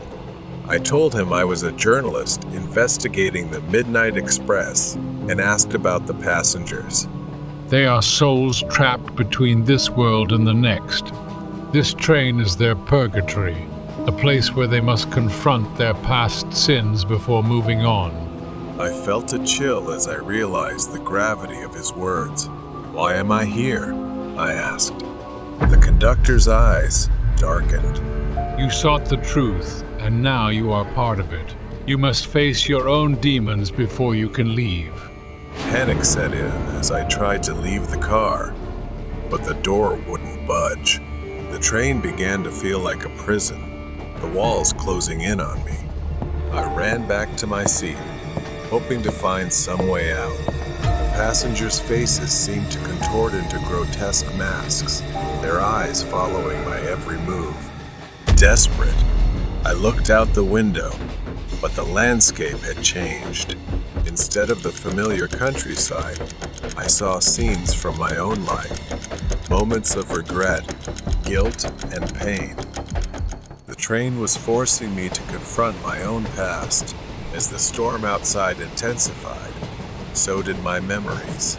I realized I had spent my life running from my mistakes, never facing the consequences of my actions. The train slowed to a stop, and the conductor appeared again. It's time, He said. With a deep breath, I stepped off the train and into the unknown, ready to confront my past and seek redemption. The Midnight Express disappeared into the night, leaving me alone on the platform, but no longer afraid. I had found my story, and it was one that I would carry with me forever. Night shift at the morgue. I worked as a security guard at a local hospital in the morgue area. The place often experienced break-ins by a few addicts trying to experiment with some strange chemicals stored in the lab, and eventually it became their final resting place. Everything started like a normal night shift. Hygiene plays a crucial role in the hospital. To keep the place more sanitary, they recently installed automatic sliding doors that open when someone passes by, eliminating the need to touch any door handles. Every night at exactly 3:00 a.m., the door would open for a few seconds and then close again. I believe the door was programmed with some kind of time-based trigger. But when I contacted the door installation company, they told me that was impossible since the door was designed to open only when the sensor was activated or manually operated. So, this continued without explanation for a long time and became a routine for everyone watching the door open and close on the monitor every night. Tonight, I was on shift alone because my colleague was sick, and there wasn't enough time to find a temporary replacement on such short notice. I was no stranger to danger and didn't worry about working alone at night. The security monitors showed only 2 cameras, one facing the control room and another at the far end of the hallway looking toward the morgue entrance. When the clock struck 3:00 a.m., I did what every night guard on duty would do. I started watching the screen. As usual, the door moved, but honestly, I still got chills sometimes from the sudden rush of cold air every time the door opened. Suddenly, the door remained open. I thought it was a screen glitch, but the lights on the door were still flashing. I waited a few minutes, but I soon realized I had to go down the hallway because the morgue door was strictly prohibited from being left open. As I walked down the hallway, the cold air blew against me, and I thought it would be even colder when I reached the morgue. I had hoped that the door might have closed by the time I got there, but just as I saw on the monitor, the door was indeed still open, and the camera was functioning normally. I tried waving my hand in front of the sensor, but it was useless. The door didn't budge. I reluctantly considered my next option, which was to check the sensors from the inside.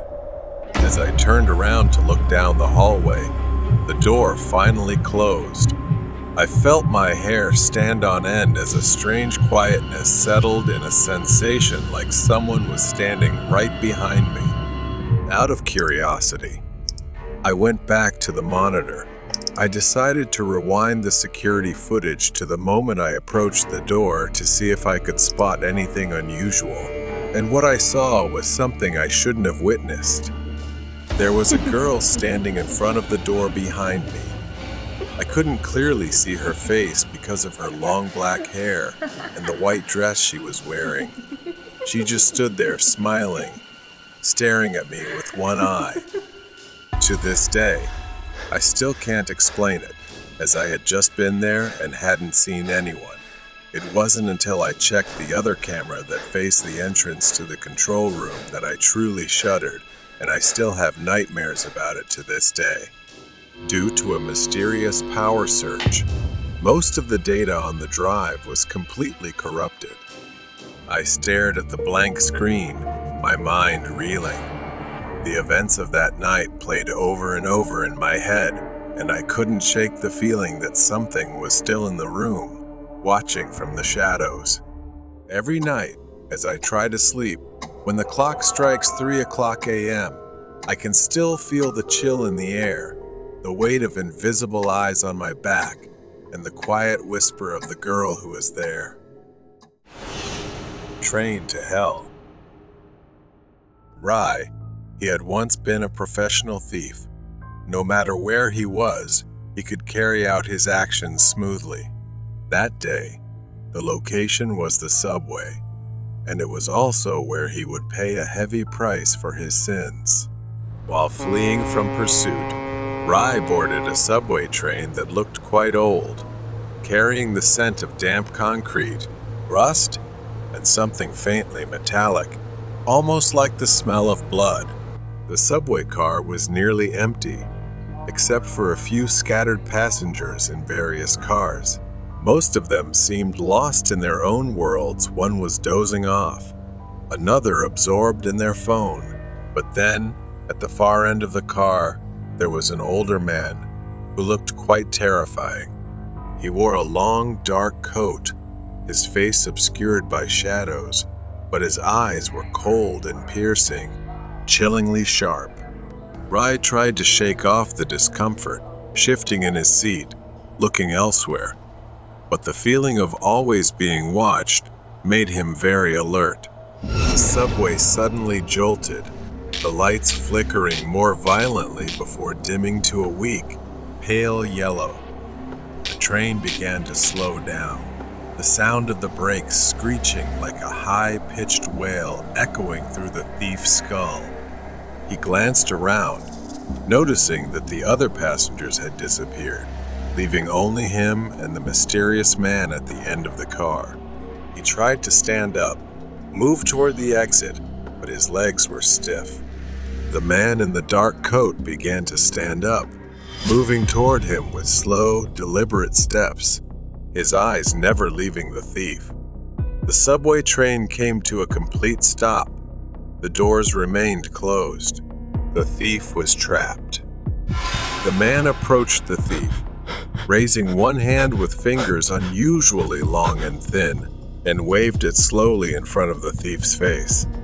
The thief's eyes glazed over, his mind succumbing to the invisible power of hypnosis.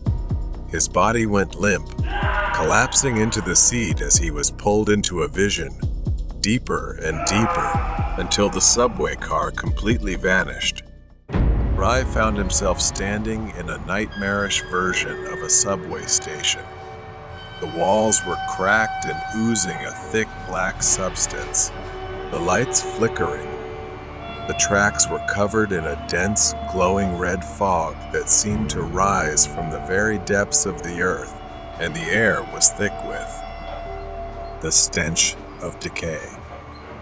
The thief staggered forward, his breath coming in ragged gasps as he looked around, trying to find a way out.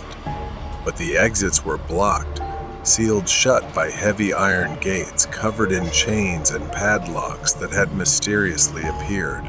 A moment later, he suddenly saw a reflection in the glass, a reflection of himself, but with his coat tattered and scorched, his face pale and gaunt, with hollow, sunken eyes. His lips twisted into a grotesque, terrifying smile. Scenes of his past crimes played out before him, distorted and twisted into horrific images of suffering and despair. In one scene, he watched himself pickpocketing a man on the subway, but this time, the man turned to him, his face melting away to reveal a skull with eyes burning with fire. The skeletal figure grabbed the thief's wrist, pulling him into the darkness where the sound of screams echoed.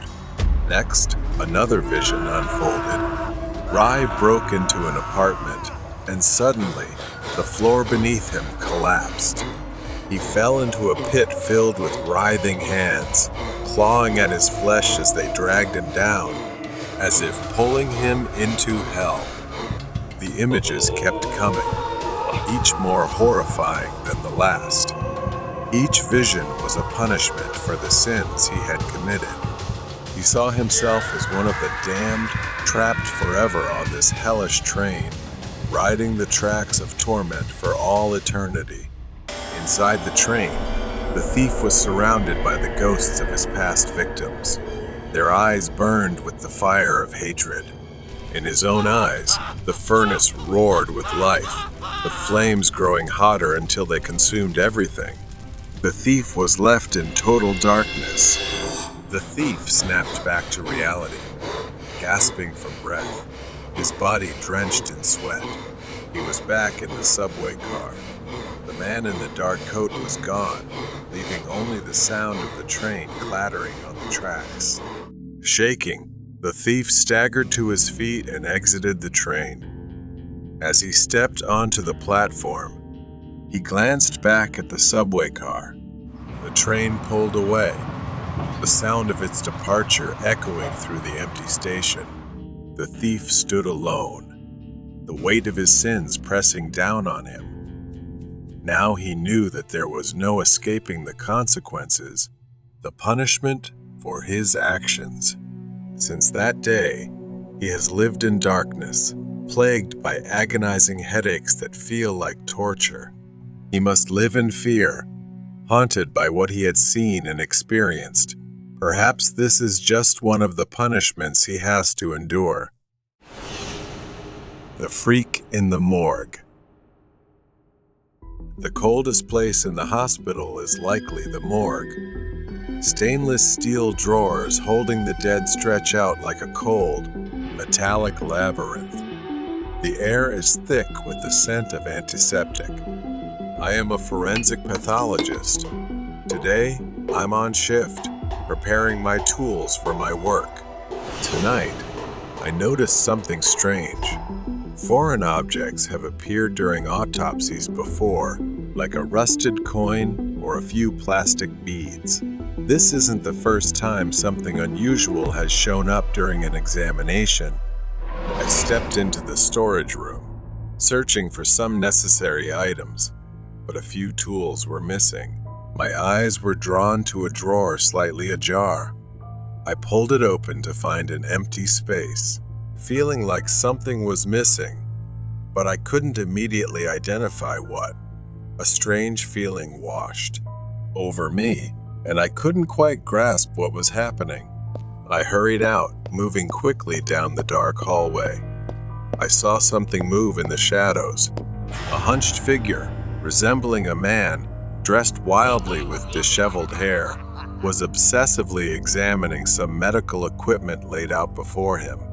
I couldn't believe my eyes. Horrified, I saw a clump of hair, a severed finger, and other small body parts. He held them as if worshiping and collecting them. I felt nauseous and disgusted by him, but I forced myself to stay because I knew I needed to do something. I hadn't finished my work yet. Suddenly, the man stopped and looked around, sensing something. I held my breath, praying I hadn't been seen. I rushed to the office, my hands trembling as I called the police, reporting the break-in and what I had witnessed. The dispatcher on the other end sounded shocked, but assured me that help was on the way. I hung up the phone, but I couldn't get that horrifying image out of my mind. Who was he? And what was he doing? Suddenly, while trying to find a place to hide, he spotted me and chased after me as if he wanted to make me his next victim, the next piece in his collection. I ran as fast as I could, desperately searching for a place to hide. Fortunately, the police arrived just in time, and perhaps he realized that it was no longer just the two of us. He became distracted, giving me a chance to escape. I managed to escape and crouched behind the desk, eyes fixed on the door, counting every second until the police arrived. The police burst in and found the intruder in a frenzy, as if he had lost his mind. He was caught off guard, his crazed eyes wide with panic. The officers quickly subdued him, wrestling him to the ground as he snarled and fought like a cornered animal. They handcuffed the man and began searching the area where he had been, uncovering his gruesome collection, stolen medical tools, body parts, and a disturbing array of personal items taken from the corpses. His twisted obsession and grotesque passion were fully revealed. I stepped out of the room, still trembling, as the police led the intruder away in handcuffs. The man glared at me with pure hatred. The morgue, once a place of routine and order, had become a site of horror, tainted by human depravity. As the first light of dawn broke, I stepped outside, knowing I had done the right thing and acted quickly. The dead had already suffered enough, and it would have been a tragedy if they were not kept intact. I turned back to the morgue, locking the door one last time. The memory of that night would haunt me, but it was over. I had survived the worst. Two children without eyes. The setting sun cast long shadows over the quiet suburban neighborhood. Ivy, a young woman in her 20s, was walking home after work. The streets were unusually empty, and the air carried a strange chill. As she turned the corner, she noticed two figures standing under a flickering streetlight. They were children, a boy and a girl, around 8 or 9 years old. They stood unnaturally still. Ivy winced. Steps slowed as she approached them, a growing sense of unease with each step. But it was the only way for her to get home. The children simultaneously turned their heads, and Ivy's breath caught in her throat. Their faces were pale and expressionless.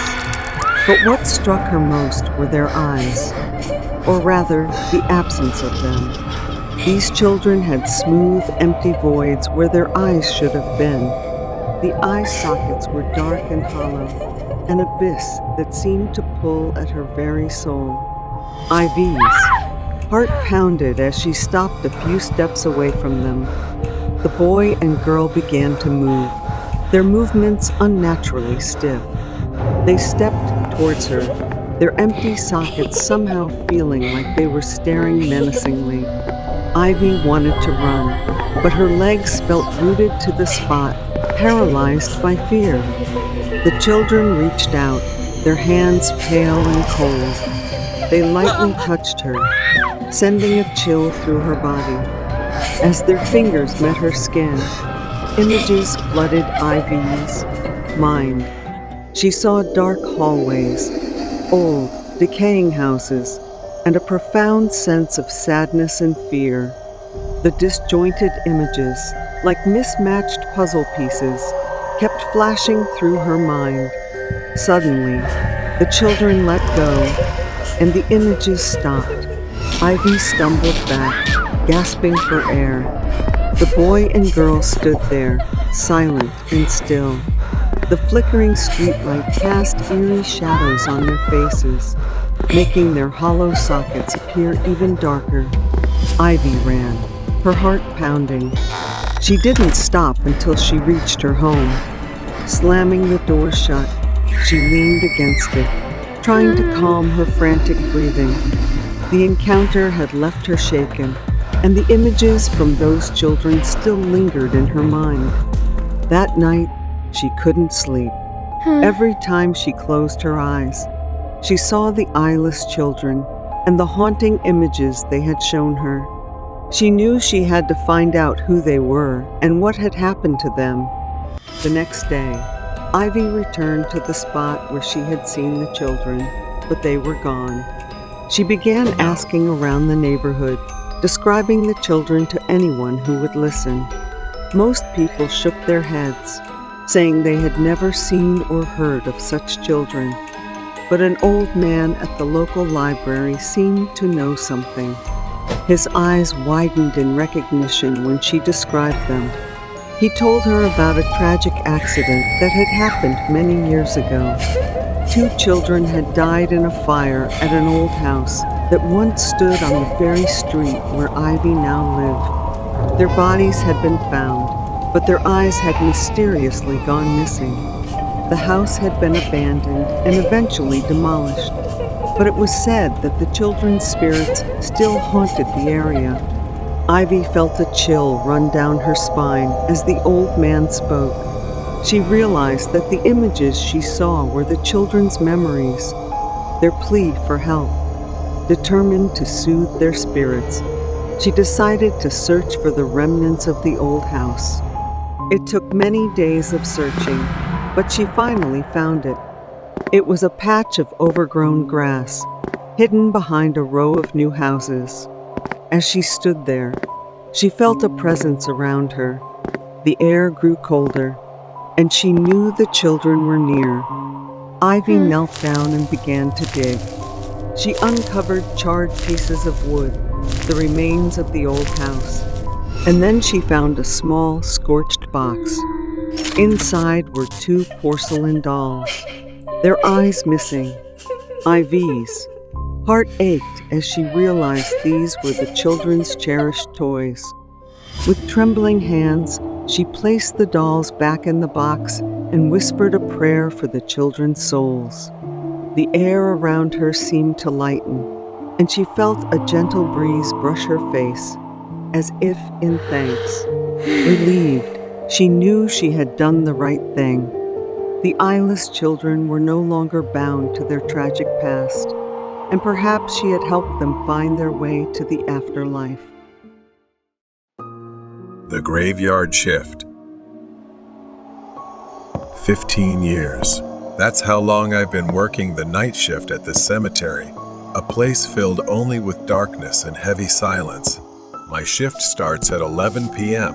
and ends at 7 a.m., during a time when the rest of the world is asleep. Over the years, I've seen a lot, mainly teenagers causing trouble, or the occasional group of drunk people, but tonight was different. The night started like any other. I arrived early, had a brief chat with the daytime worker before he left. Then, it was on to the usual routine, a quick check. My only job was to drive the golf cart around occasionally, making sure everything was in order. Nothing happened. And tonight, nothing seemed to be happening either. I drove around several times before heading back to the security room for a break, which was right inside the cemetery grounds. Around 2 a.m., I decided to take another lap. As I reached the end of the yard, the headlights of the golf cart swept across the fence, hidden in the darkness. That's when I saw him, a figure standing by the fence. At first, it was just a shadow. I drove closer. Now, I could see it was a man standing outside the fence. His features were barely visible, obscured by the shadows. He was standing still, looking towards me. I didn't want to confront him, not yet, so I decided to circle the parking lot, hoping he'd be gone when I returned. But when I came back, he was gone. A deep sense of unease began to settle in. I got out of the cart, slowly, scanning the area again to make sure he hadn't snuck in. But everything seemed normal. Nothing was out of place. So I continued my patrol, passing through the entire yard, which took about 15 minutes. Sometimes I would slow down just to make the time go by faster. 15 minutes later, I got back in the cart and returned to the same spot.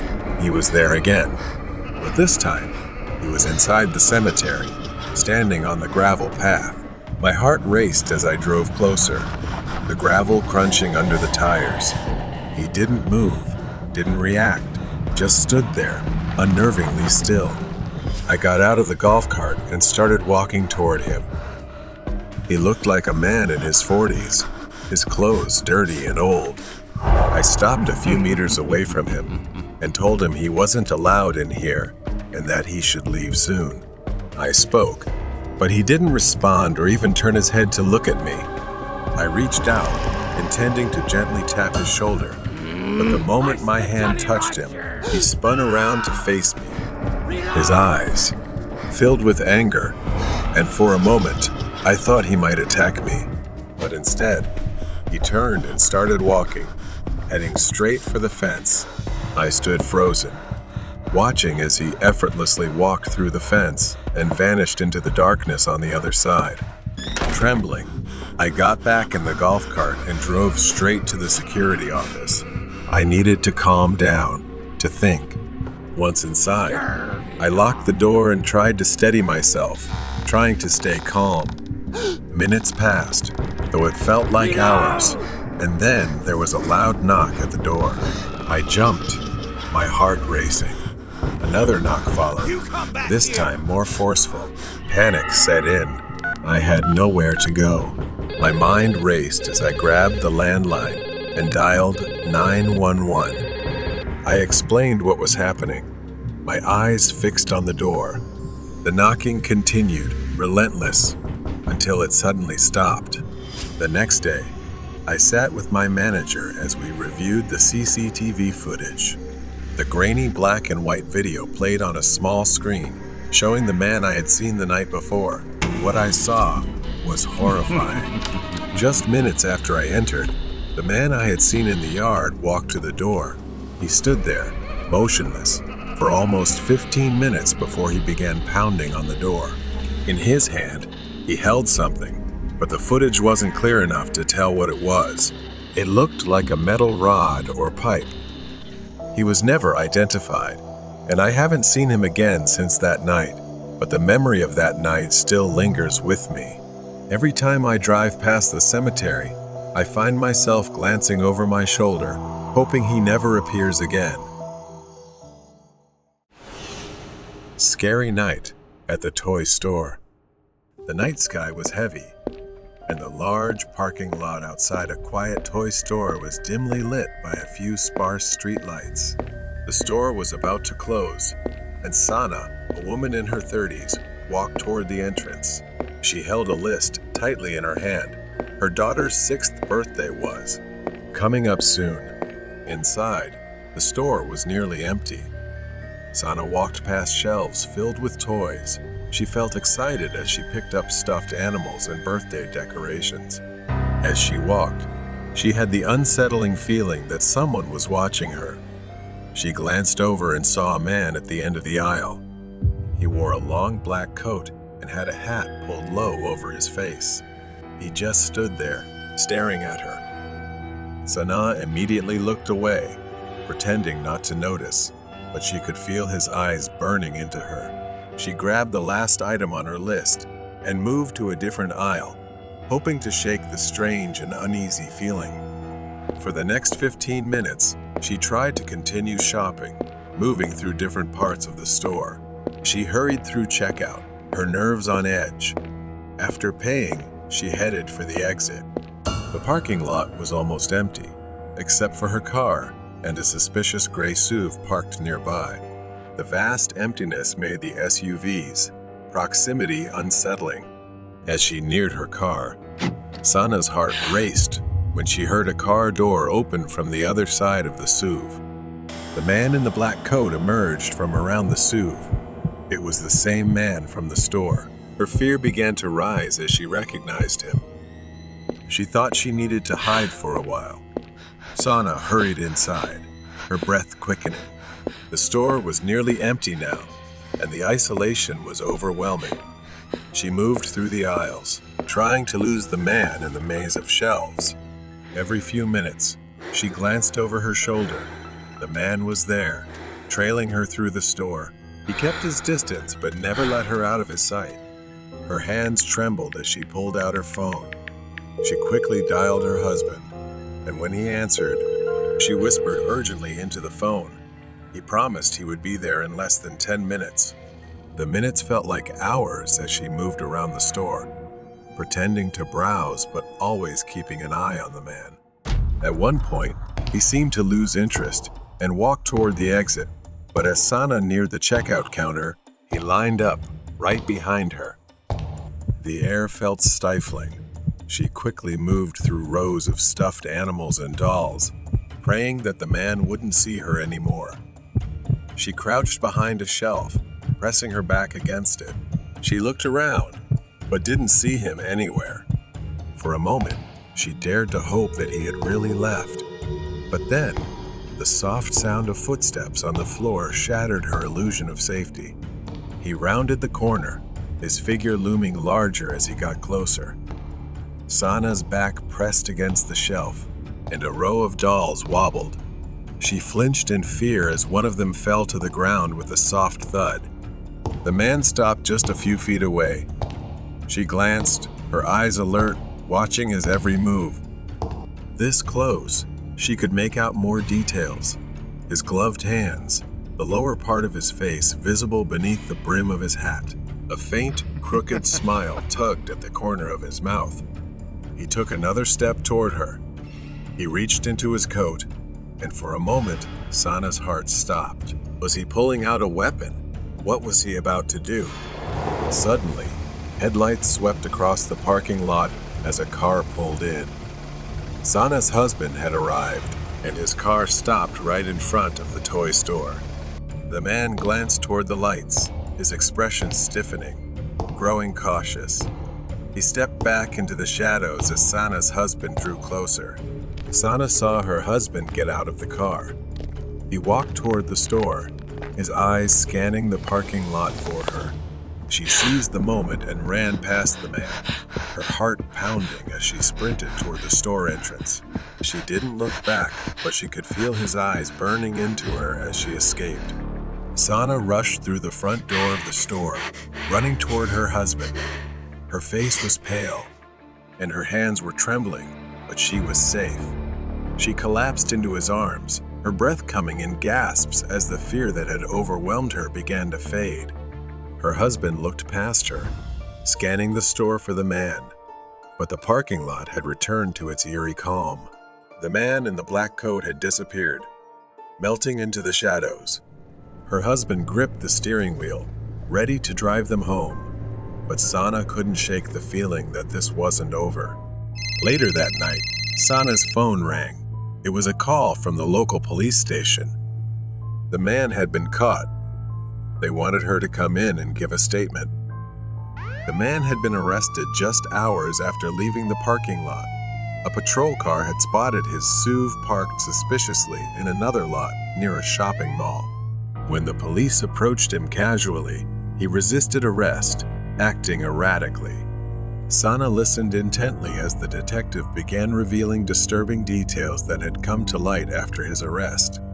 During questioning, the man, identified as Dennis, initially refused to cooperate.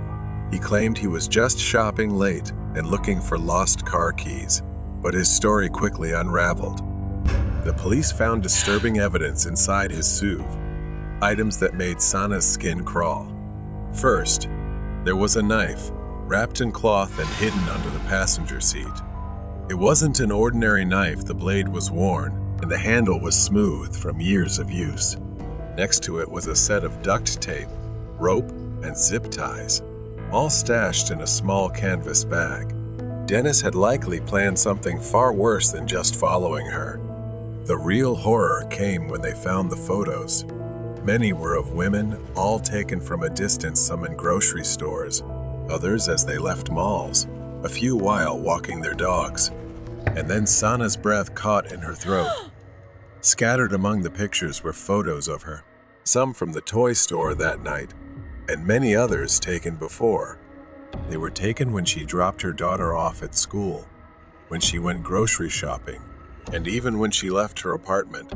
Realizing Dennis had been following her for days, maybe weeks, made her feel sick. As the investigation continued, more terrifying truths about Dennis emerged. He often stalked women, but none of his victims had ever filed charges. He was disturbingly careful, always skirting the edges of the law, always evading arrest or detection. 2 years earlier, in another town, Dennis had been investigated for the disappearance of a woman, though no evidence was ever found. The case had since gone cold. Sana was horrified to realize she could have easily become another cold case, another missing person, if her husband hadn't arrived in time that night. The police assured her Dennis would be locked up and no longer a threat. Sana and her husband left the police station. They drove home in the quiet darkness. She glanced over at her husband, grateful that he had arrived just in time. But deep down, a new sense of caution had been born. She would never let her guard down like that again. The outcome of the Hitchhiker Man. I was working the third shift at a 24/7 diner in a quiet town. Most of our customers were truck drivers and travelers passing through. But the strangest people I've ever met were the drifters, addicts, and hitchhikers. That night started like any other. Carl, the cook, had been working at this place for over 15 years, and he had seen it all. His sharp eyes could spot trouble from a mile away. We were perfectly in sync. I served tables, and he flipped burgers. With a new cast in the pipeline, and he flipped burgers. Around 4 a.m., the shift was well underway. The place was completely silent, not a single person in sight. The only sound breaking the silence was the hum of the old refrigerator. Suddenly, the door creaked open. A man stumbled in, clutching his right arm to his chest. He didn't say a word, just shuffled past Carl and me, heading straight to the bathroom. His clothes were torn and filthy, and his face was twisted in pain. Carl and I exchanged glances. We'd seen strange customers before, but there was something off about this guy, more than just a regular drifter. I asked Carl, "Doesn't he look familiar?" After a moment, I remembered. That guy had come in before, begging for food and a ride. We had to kick him out because he was bothering the customers. But now, something had changed. He looked panicked, like he had seen something terrifying. Carl just shook his head, muttering, "Here we go again." I looked at the bathroom door. I didn't want to check on him, but I didn't have much choice. Carl handed me the keys, nodding toward the bathroom. "Go check if he's all right." I knocked on the door, asking if he needed help, but there was no response. I knocked again, harder this time. Still, nothing. I called out, fumbling with the keys. I pushed the door open, saying I was coming in. The bathroom was empty. No trace of the man. No dirt, no blood, nothing. The bathroom was as clean as the night before. I froze at the doorway. "End and year and ye and Andra." I screamed for Carl. He rushed over, I backed away as he pushed past me, staring into the spotless room with wide, disbelieving eyes. We stood behind the counter, both of us trying to make sense of what had just happened. How could he have disappeared? I looked at Carl, but he had the same horrified expression as I did. Then I saw movement near the front window. The man was outside, staring at us. His face was worse than before, bloody, swollen, and his eyes were bleeding. But what froze me in place was how his right hand hung limply at his side, looking like it was about to snap off. His thumb was sticking straight up, unnaturally stiff, as if he was trying to hitch a ride. Before I could grab the phone to call 911, a loud noise echoed from the back of the diner. Carl and I rushed to the back. It was coming from the freezer. Someone was tearing into the food boxes. Carl grabbed a knife from the counter, and we slowly moved in. The man was inside, tearing open a box of frozen meatballs and pressing a pile of meat against his arm, like he was possessed. But his arm, it wasn't right. His hand was dangling, almost detached from his wrist.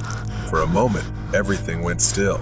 We locked eyes on him, witnessing something we couldn't believe. Then, at an unnatural speed, he bolted past us, kicked the kitchen door open, and ran outside. Carl and I stood there, too shocked to react. We had just witnessed the impossible. Carl hurried to the front, locked the diner doors, and turned off the lights, plunging the place into darkness. The only light now came from the neon sign outside, casting a dim red glow on the counter. I stood in the middle of the kitchen, my hands trembling. My mind raced, trying to piece together what had just happened. That man, if he was really injured, was moving with an unnatural speed and strength. And those eyes, it was like something else was controlling him. When I looked out the window, the parking lot was empty. There was no sign of the man. Carl stood with me, his face tense, his eyes scanning the darkness outside. I asked Carl what we should do now, and if we should call the police. Carl shook his head and said they wouldn't believe us, and there was no way to explain this. He reconsidered, slowly walking to the phone and picking up the receiver. But just as he dialed 911, the lights in the diner flickered. The hum of the refrigerator went silent, and for a moment, everything was still. Then, in the darkness, we heard a soft, slow tapping on the window. We bolted through the kitchen, with Carl leading the way.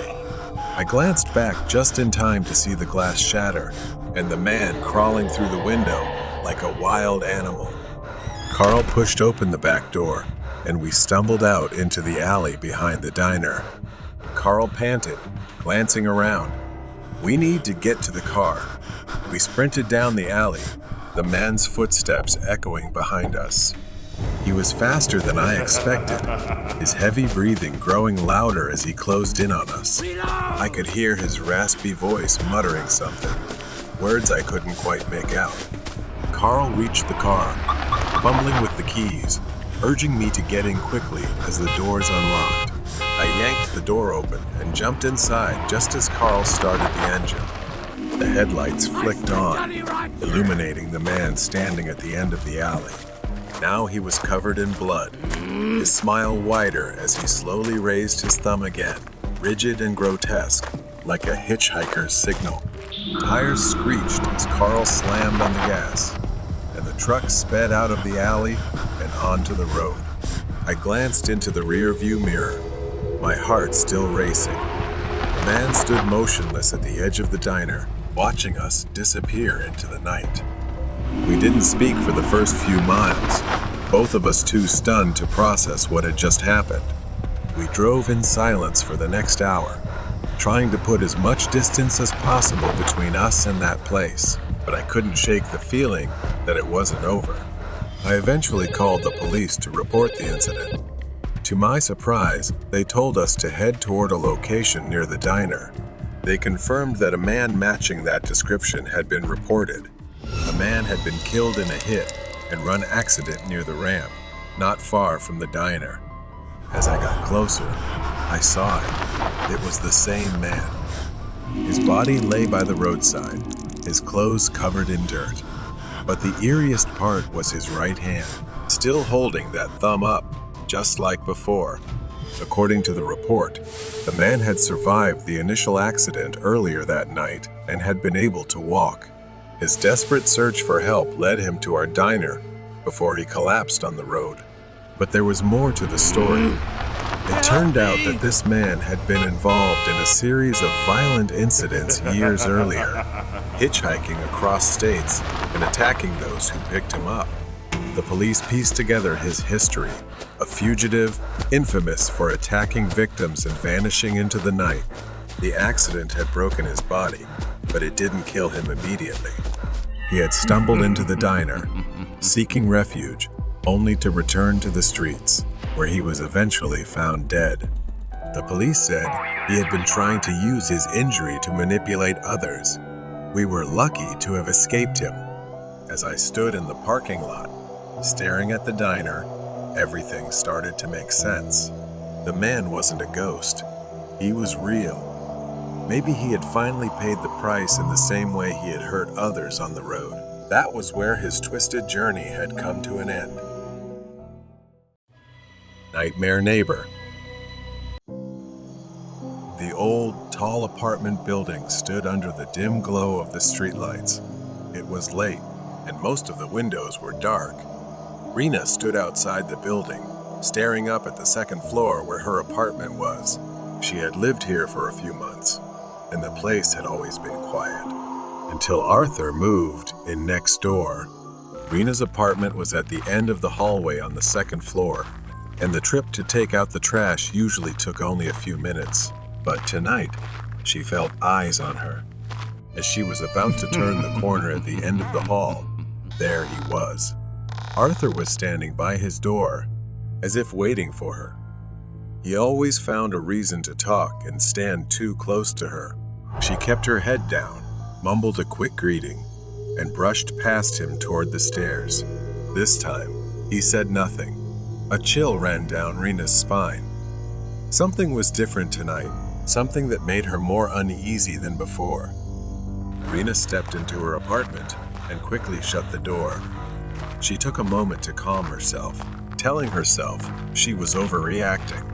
She turned off the lights in the living room, planning to head to bed and watch some TV. It was late, and she was tired but not quite ready to sleep. As she passed the broom closet, she heard something, a faint sound, like a rustling from inside. Her heart skipped a beat, and she froze, staring at the closet door. With trembling hands, she reached for the closet handle. She hesitated. Every instinct screamed at her not to open it, but she had to. She couldn't just leave it. She pulled the door open. Arthur was standing there, in her closet. For a split second, time seemed to stop. He was just standing there, staring at her, unblinking, with a twisted smile on his face. She gasped, stumbling backward. Her heart raced as panic rose inside her. He stepped forward, crawling out of the closet like a predator closing in on its prey. She ran into the bedroom, slamming the door shut, but she didn't have time to lock it. The door flew open, and Arthur was right there, his face wild. She dashed for the bathroom, her final place of refuge. She slammed the door just as Arthur reached the bedroom. Her hands fumbled with the lock. Rena pressed her back against the cold bathroom wall. Her breath came in sharp gasps as Arthur pounded on the door, trying to break through. The thin wooden door was all that separated her from the man who had been stalking her for weeks, his sick grin etched into her mind. Thankfully, she had brought her phone with her. She gripped it tightly, her fingers trembling as she spoke to the police. Her voice was barely a whisper, fear choking her words.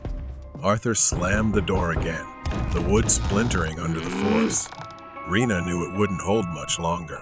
Suddenly, the pounding stopped. She held her breath, pressing her ear to the door, straining to hear any sound. Was he gone? Had he given up? Arthur stood outside the bathroom door, his breathing ragged, his eyes wild with anticipation. His patience was wearing thin. His hand hovered over the doorknob before he stepped back, glancing at Rena's bedroom. He knew she was cornered, with nowhere to go. Slowly, he reached into his pocket and pulled out a small, shiny knife. His fingers tightened around the handle, and his eyes narrowed. With a single powerful kick, the bathroom door splintered apart. The door burst open, and Arthur lunged inside, his eyes wide and feral. She backed up until she was almost against the wall. She screamed for him to stay away, but Arthur didn't stop. He lunged at her, grabbing her arm in a grip so tight it would leave bruises. Rena tried to pull away, but he was too strong. Pain shot down her spine as he twisted her wrist, pinning it to the wall. The phone slipped from her hand, crashing to the floor. Arthur's face was now only a few centimeters from hers, whispering threats because she always ignored him in the hallway. Rena struggled, trying to break free, but he pulled her closer, tightening his grip. His knife slashed through the air, grazing her arm. She gasped as a sharp pain cut through her skin, blood trickling down. The sound of sirens tore through the night, growing louder as the police raced toward the apartment building. Flashing lights reflected off the windows, like a beacon of hope in the suffocating darkness. Inside, Rena's vision blurred with panic and pain. He shoved her against the wall again, laughing maniacally as he brought the knife closer to her throat. Her body screamed for escape. Her free hand groped blindly along the counter near the sink, desperately searching for anything she could use to defend herself. She grabbed a glass soap bottle and, without thinking, smashed it over Arthur's head.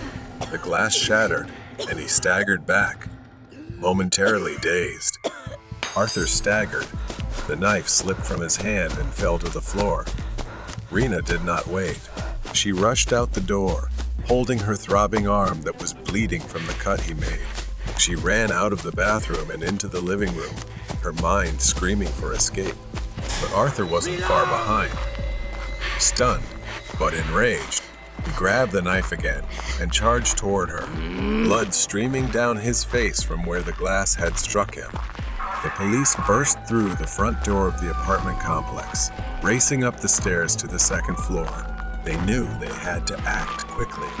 Rena reached the living room, but her legs buckled beneath her, sending her crashing to the floor. She could feel Arthur's looming presence, approaching with the knife in hand. His eyes were now filled with rage, the twisted delight gone. He reached for her, grabbing her hair. Rena winced in pain, trying to get up, her body screaming for help. Arthur growled, his voice low and venomous. "There's nowhere left to run, girl." Just as he raised the knife again, the apartment door burst open with a loud crash. The police swarmed into the apartment, guns drawn. "Drop the weapon," one of them shouted, their voices slicing through the tension. Arthur hesitated, giving Rena the opening she needed. She kicked his leg hard, causing him to cry out in pain. She ran toward the police, gasping for breath, blood dripping from her arm, but the nightmare was finally over. Rena sat on the edge of the ambulance, her mind still reeling, her body in shock. She watched as the police loaded Arthur into the back of their car. The flashing lights of the police car faded into the night as they drove away. The stalker in the Dunkin' Donuts parking lot. It was just an ordinary morning. My usual routine, a quick coffee stop at Dunkin' Donuts before heading to work. I don't go there every day, only when I feel like treating myself. Today, I decided to visit my usual spot. The store was busy, as expected, with the familiar noise of orders and chatter filling the space. I lined up, placed my order, and within minutes, I had my coffee in hand. As I stepped out of Dunkin', the sun was high, and the parking lot was crowded. People were rushing off to work, grabbing breakfast, nothing unusual, except for one thing. There was a man standing near my car. He wasn't doing anything, just standing there, near the passenger seat, wearing a black coat, with his head slightly tilted as if listening to something. I tried not to think too much about it.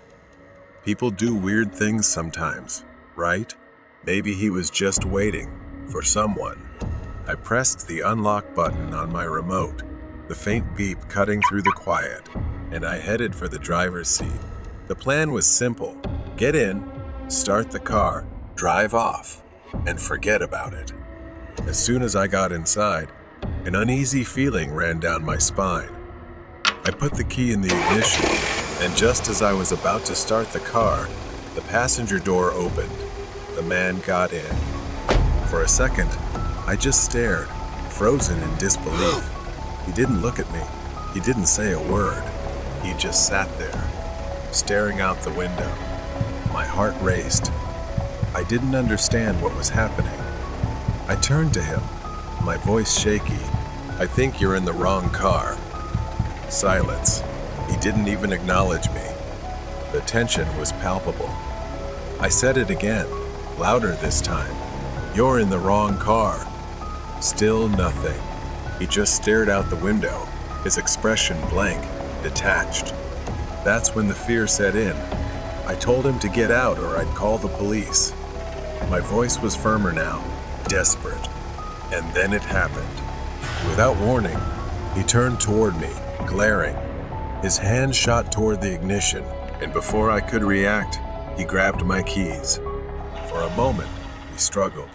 He held my keys in a tight grip, and before I knew what was happening, he swung at me, using the keys as a weapon. He swung it toward my face. I dodged, but I knew I had to get out of there. I pushed open the driver's door and bolted. I ran, gasping, panicking, not stopping until I was back inside Dunkin' Donuts. I grabbed my phone and called 911, barely able to explain what had just happened. Through the large glass windows of the store, I saw him driving off in my car, disappearing down the street. The next few minutes were a blur. The police arrived, took my statement, and I filled out a report, my mind still reeling from what had just happened. A few hours later, I received news. The police discovered my car by the woods in an empty state, and no one was in it. But something felt off. Even after I got my car back, the image of him sitting silently in the passenger seat, his vacant expression, lingered in my mind. Who was he? Why had he chosen my car? Weeks had passed since that strange man entered my car, and every visit to Dunkin' Donuts filled me with discomfort. Today was no different. I stood in line, ordered my coffee, and tried to convince myself that everything would be fine, that he wouldn't come back. It was early evening when I grabbed my coffee and stepped outside. I scanned the area, my eyes instantly locking onto a familiar figure standing at the edge of the woods. It was him. This time, he didn't have that vacant look. Instead, he stood there, head tilted, grinning eerily and waving at me as if teasing. A chill ran down my spine. My heart raced in my chest as I hesitated, unsure of what to do. Somehow, he didn't chase after me. Instead, he casually opened the passenger door and sat back inside my car with that same blank expression. This time, he didn't drive away. He just sat there, staring at me through the windshield as if waiting for something. I began to call the police. They arrived within minutes. I stepped aside, watching them cautiously approach the vehicle. The man remained still. He sat there, his emotionless eyes fixed ahead, oblivious to the events unfolding around him. One of the officers commanded him to step out of the car. For a moment, it seemed like he ignored their orders. But then, he slowly turned his head, his expression oddly calm. He opened the door and stepped out of the car, raising his hands as if surrendering. A few hours later, I sat in the police station, recounting the incident as if it was the 100th time. My arm still throbbed with old bandages covering the cuts from the key. They told me he had been arrested, and after taking his fingerprints, they discovered he had a long history of mental illness. His records showed he had been in and out of psychiatric facilities for years, diagnosed with paranoid schizophrenia. His delusions had worsened over time, and it seemed he had fixated on me for reasons no one could explain. They said he saw things, heard voices screaming incoherently when there was nothing around. They believed he couldn't distinguish reality from fantasy. A wave of relief washed over me, but it was mixed with sadness. The man who had terrorized me was not just a criminal. He was sick. His mind had warped reality into something unrecognizable, and I had become part of that nightmare.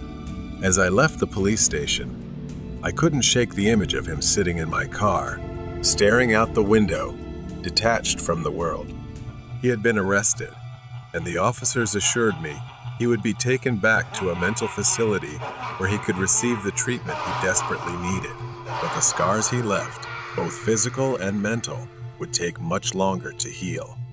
I stood next to the car, hesitating to open the door, reluctant to sit in the driver's seat where everything had happened. I took a deep breath, forcing myself to unlock the door and get into the driver's seat. I started the engine and drove out of the parking lot, determined to move forward. After all, everything was finally over. Run away from the stalker. It was one of those summer nights where the air was still, and everything seemed eerily quiet. The large, suburban house, with its perfectly trimmed lawn, stood imposingly. Inside, Chase and I had no idea of the terror about to unfold. I was 15 at the time, hanging out at my friend Chase's house. His parents were out, and we were home alone. The basement was every kid's dream. A TV, a pool table, video games. It was the kind of place that made you forget the world outside, and we were living the dream.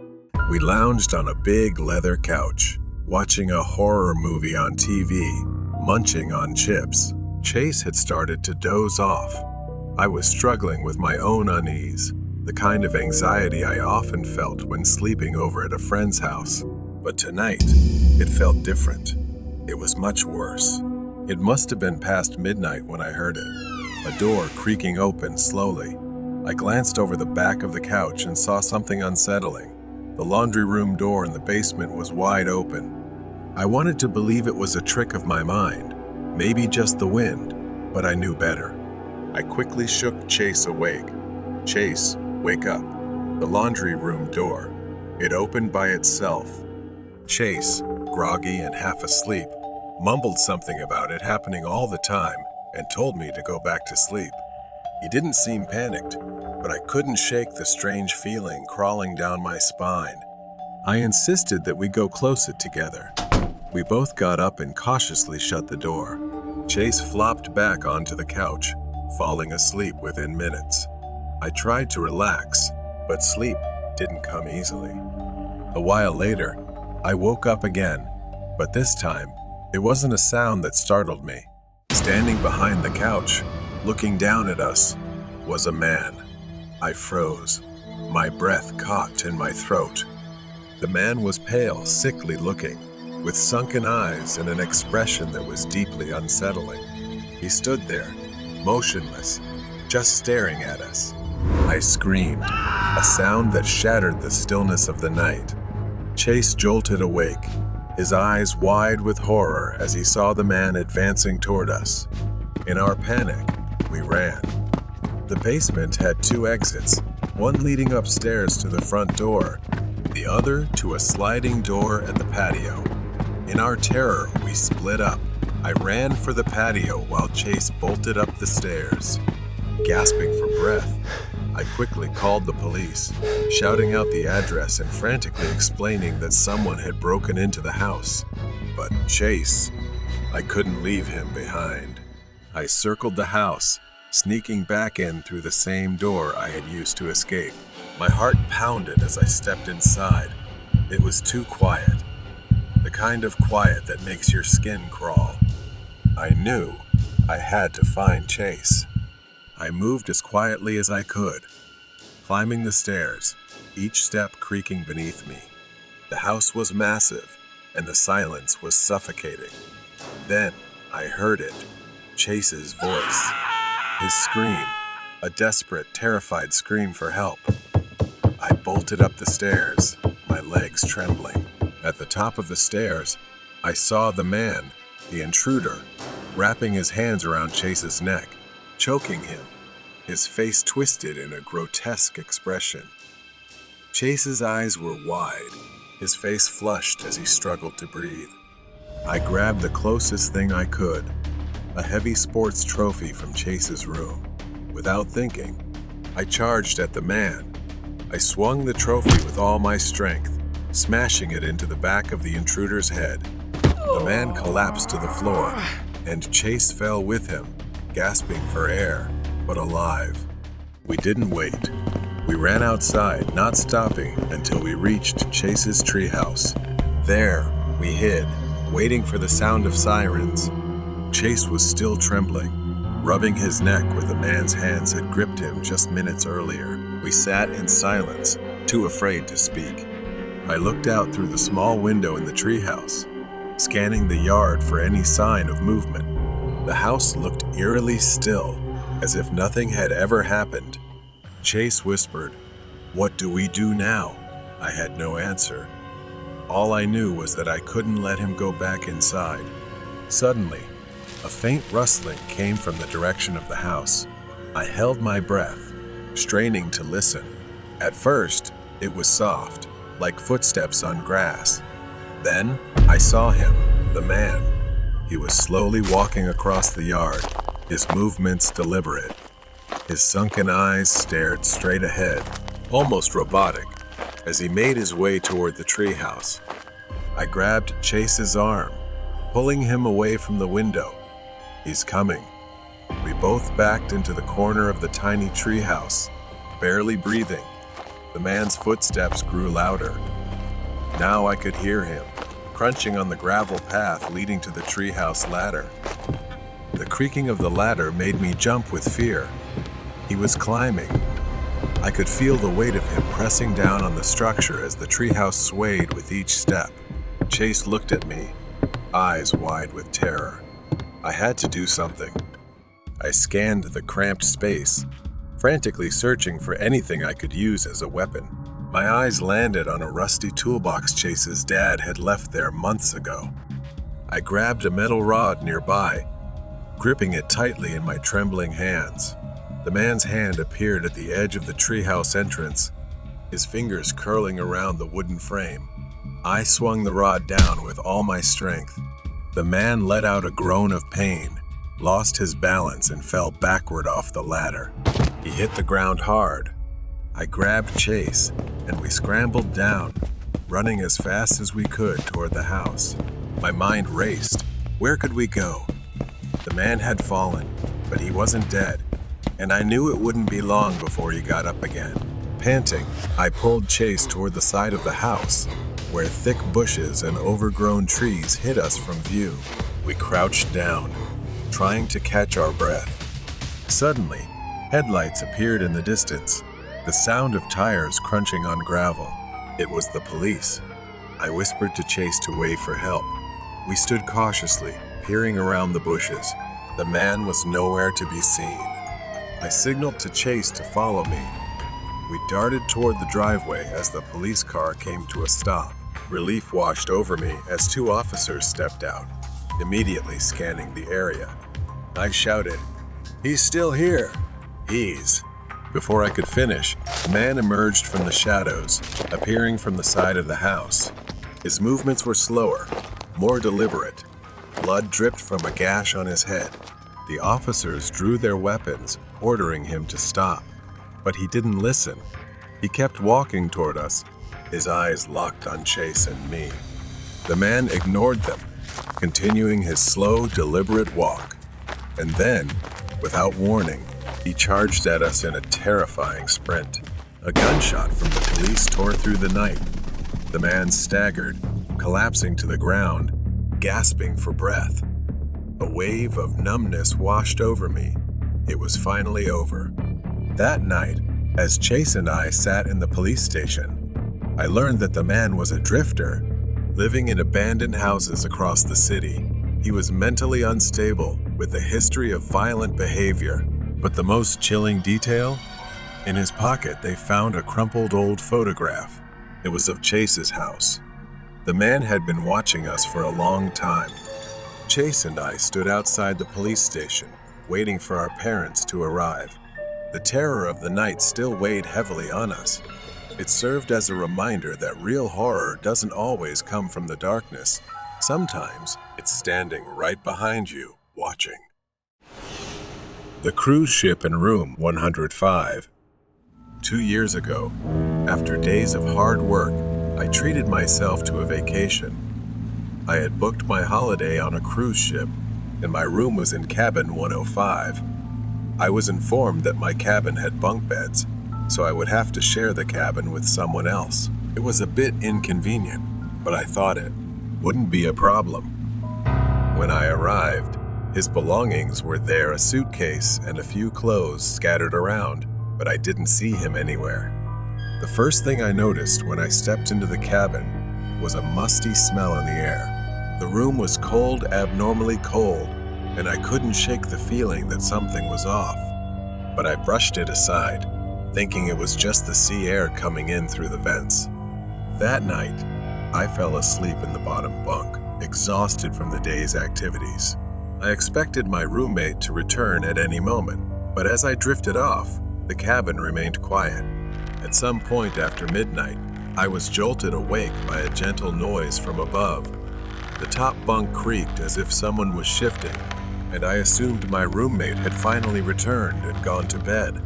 But then, I heard the noise again, a metallic clink. My eyes flew open. It was too dark to see anything, but I could hear footsteps moving toward the cabin door.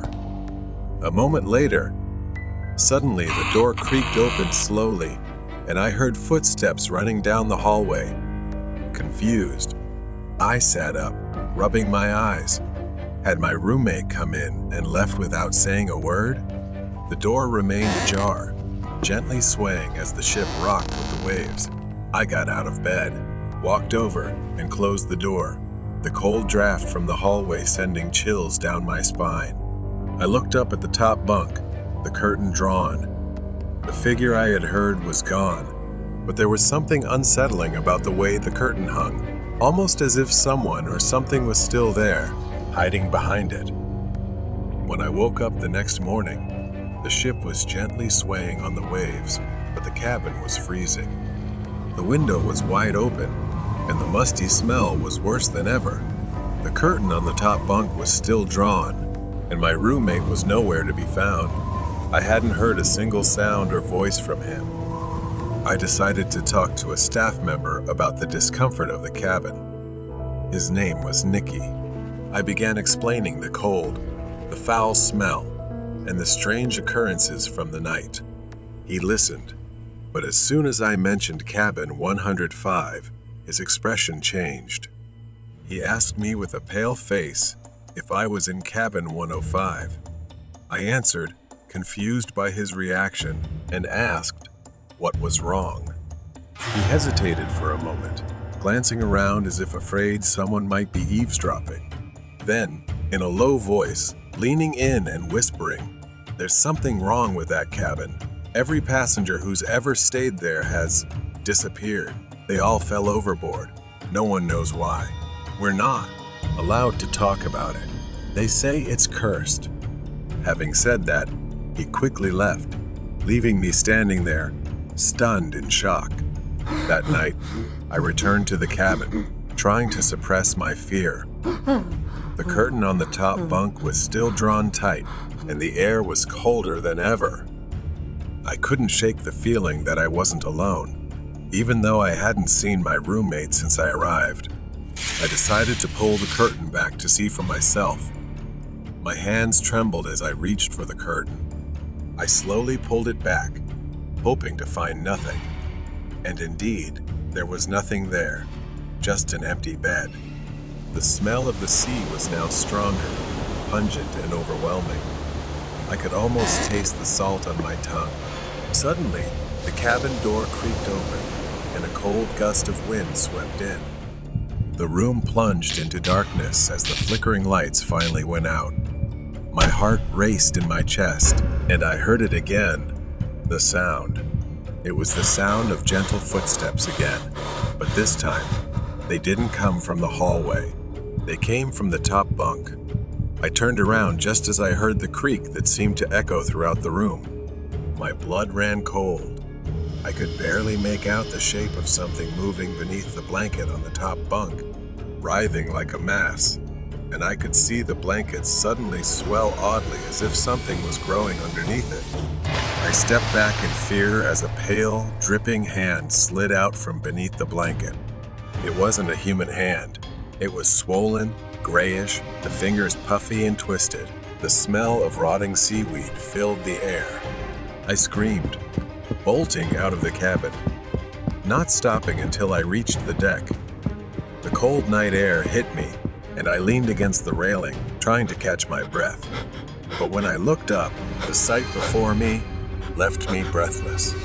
There, on the deck, was the shadow of a man. His body was pale and bloated, his clothes tattered and soaked. His hollow eyes stared at me, empty and soulless. I ran to one of the ship's staff, desperate to tell him what had happened. He listened, his expression serious, as he quietly said, "Cabin 105.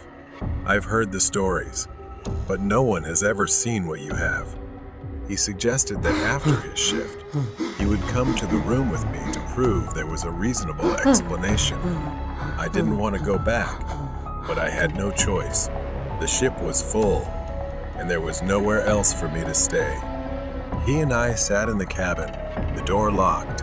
We searched the room from top to bottom, but found nothing out of the ordinary. We had a glass of whiskey, trying to ease my tension. He began to tell me that the first time this happened was a month ago. The man in that cabin had issues. He had escaped from a mental hospital and booked a ticket for this cruise. They said he jumped overboard to end it all. But every passenger since then has seen something. Just then, as Nikki spoke, the window latch began to slowly turn, as if someone were on the other side. His face paled as the window opened on its own. The smell of the sea flooded the room, and the lights flickered once more. Something moved on the top bunk. Nikki stood up, eyes wide in fear at something on the bed. I turned around, my heart pounding. There, on the top bunk, was the figure of a pale, bloated man, soaked in seawater. His lifeless eyes stared down at us as he reached out his hand. Nikki rushed toward the door, but it was too late. The figure leaped off the bed, its cold, wet hands wrapping around his throat. He screamed, trying to break free, but it was too strong. It tightened, choking the life out of him. I grabbed the cross around my neck and held it up. It let out a scream of terror and released him, turning its deadly white eyes towards me. With one last desperate push, I flung the door open, and the figure rushed through, disappearing into the dark hallway. The figure seemed to dissolve into the night, its body sinking into the dark waters below. We stood on the deck, gasping for breath, the horror of what just happened sinking in. By morning, after witnessing everything, they had sealed off cabin 105. No one was allowed inside anymore. The ship continued its journey, but the horror lingered. Cabin 105 was cursed, and whatever haunted it would never truly disappear.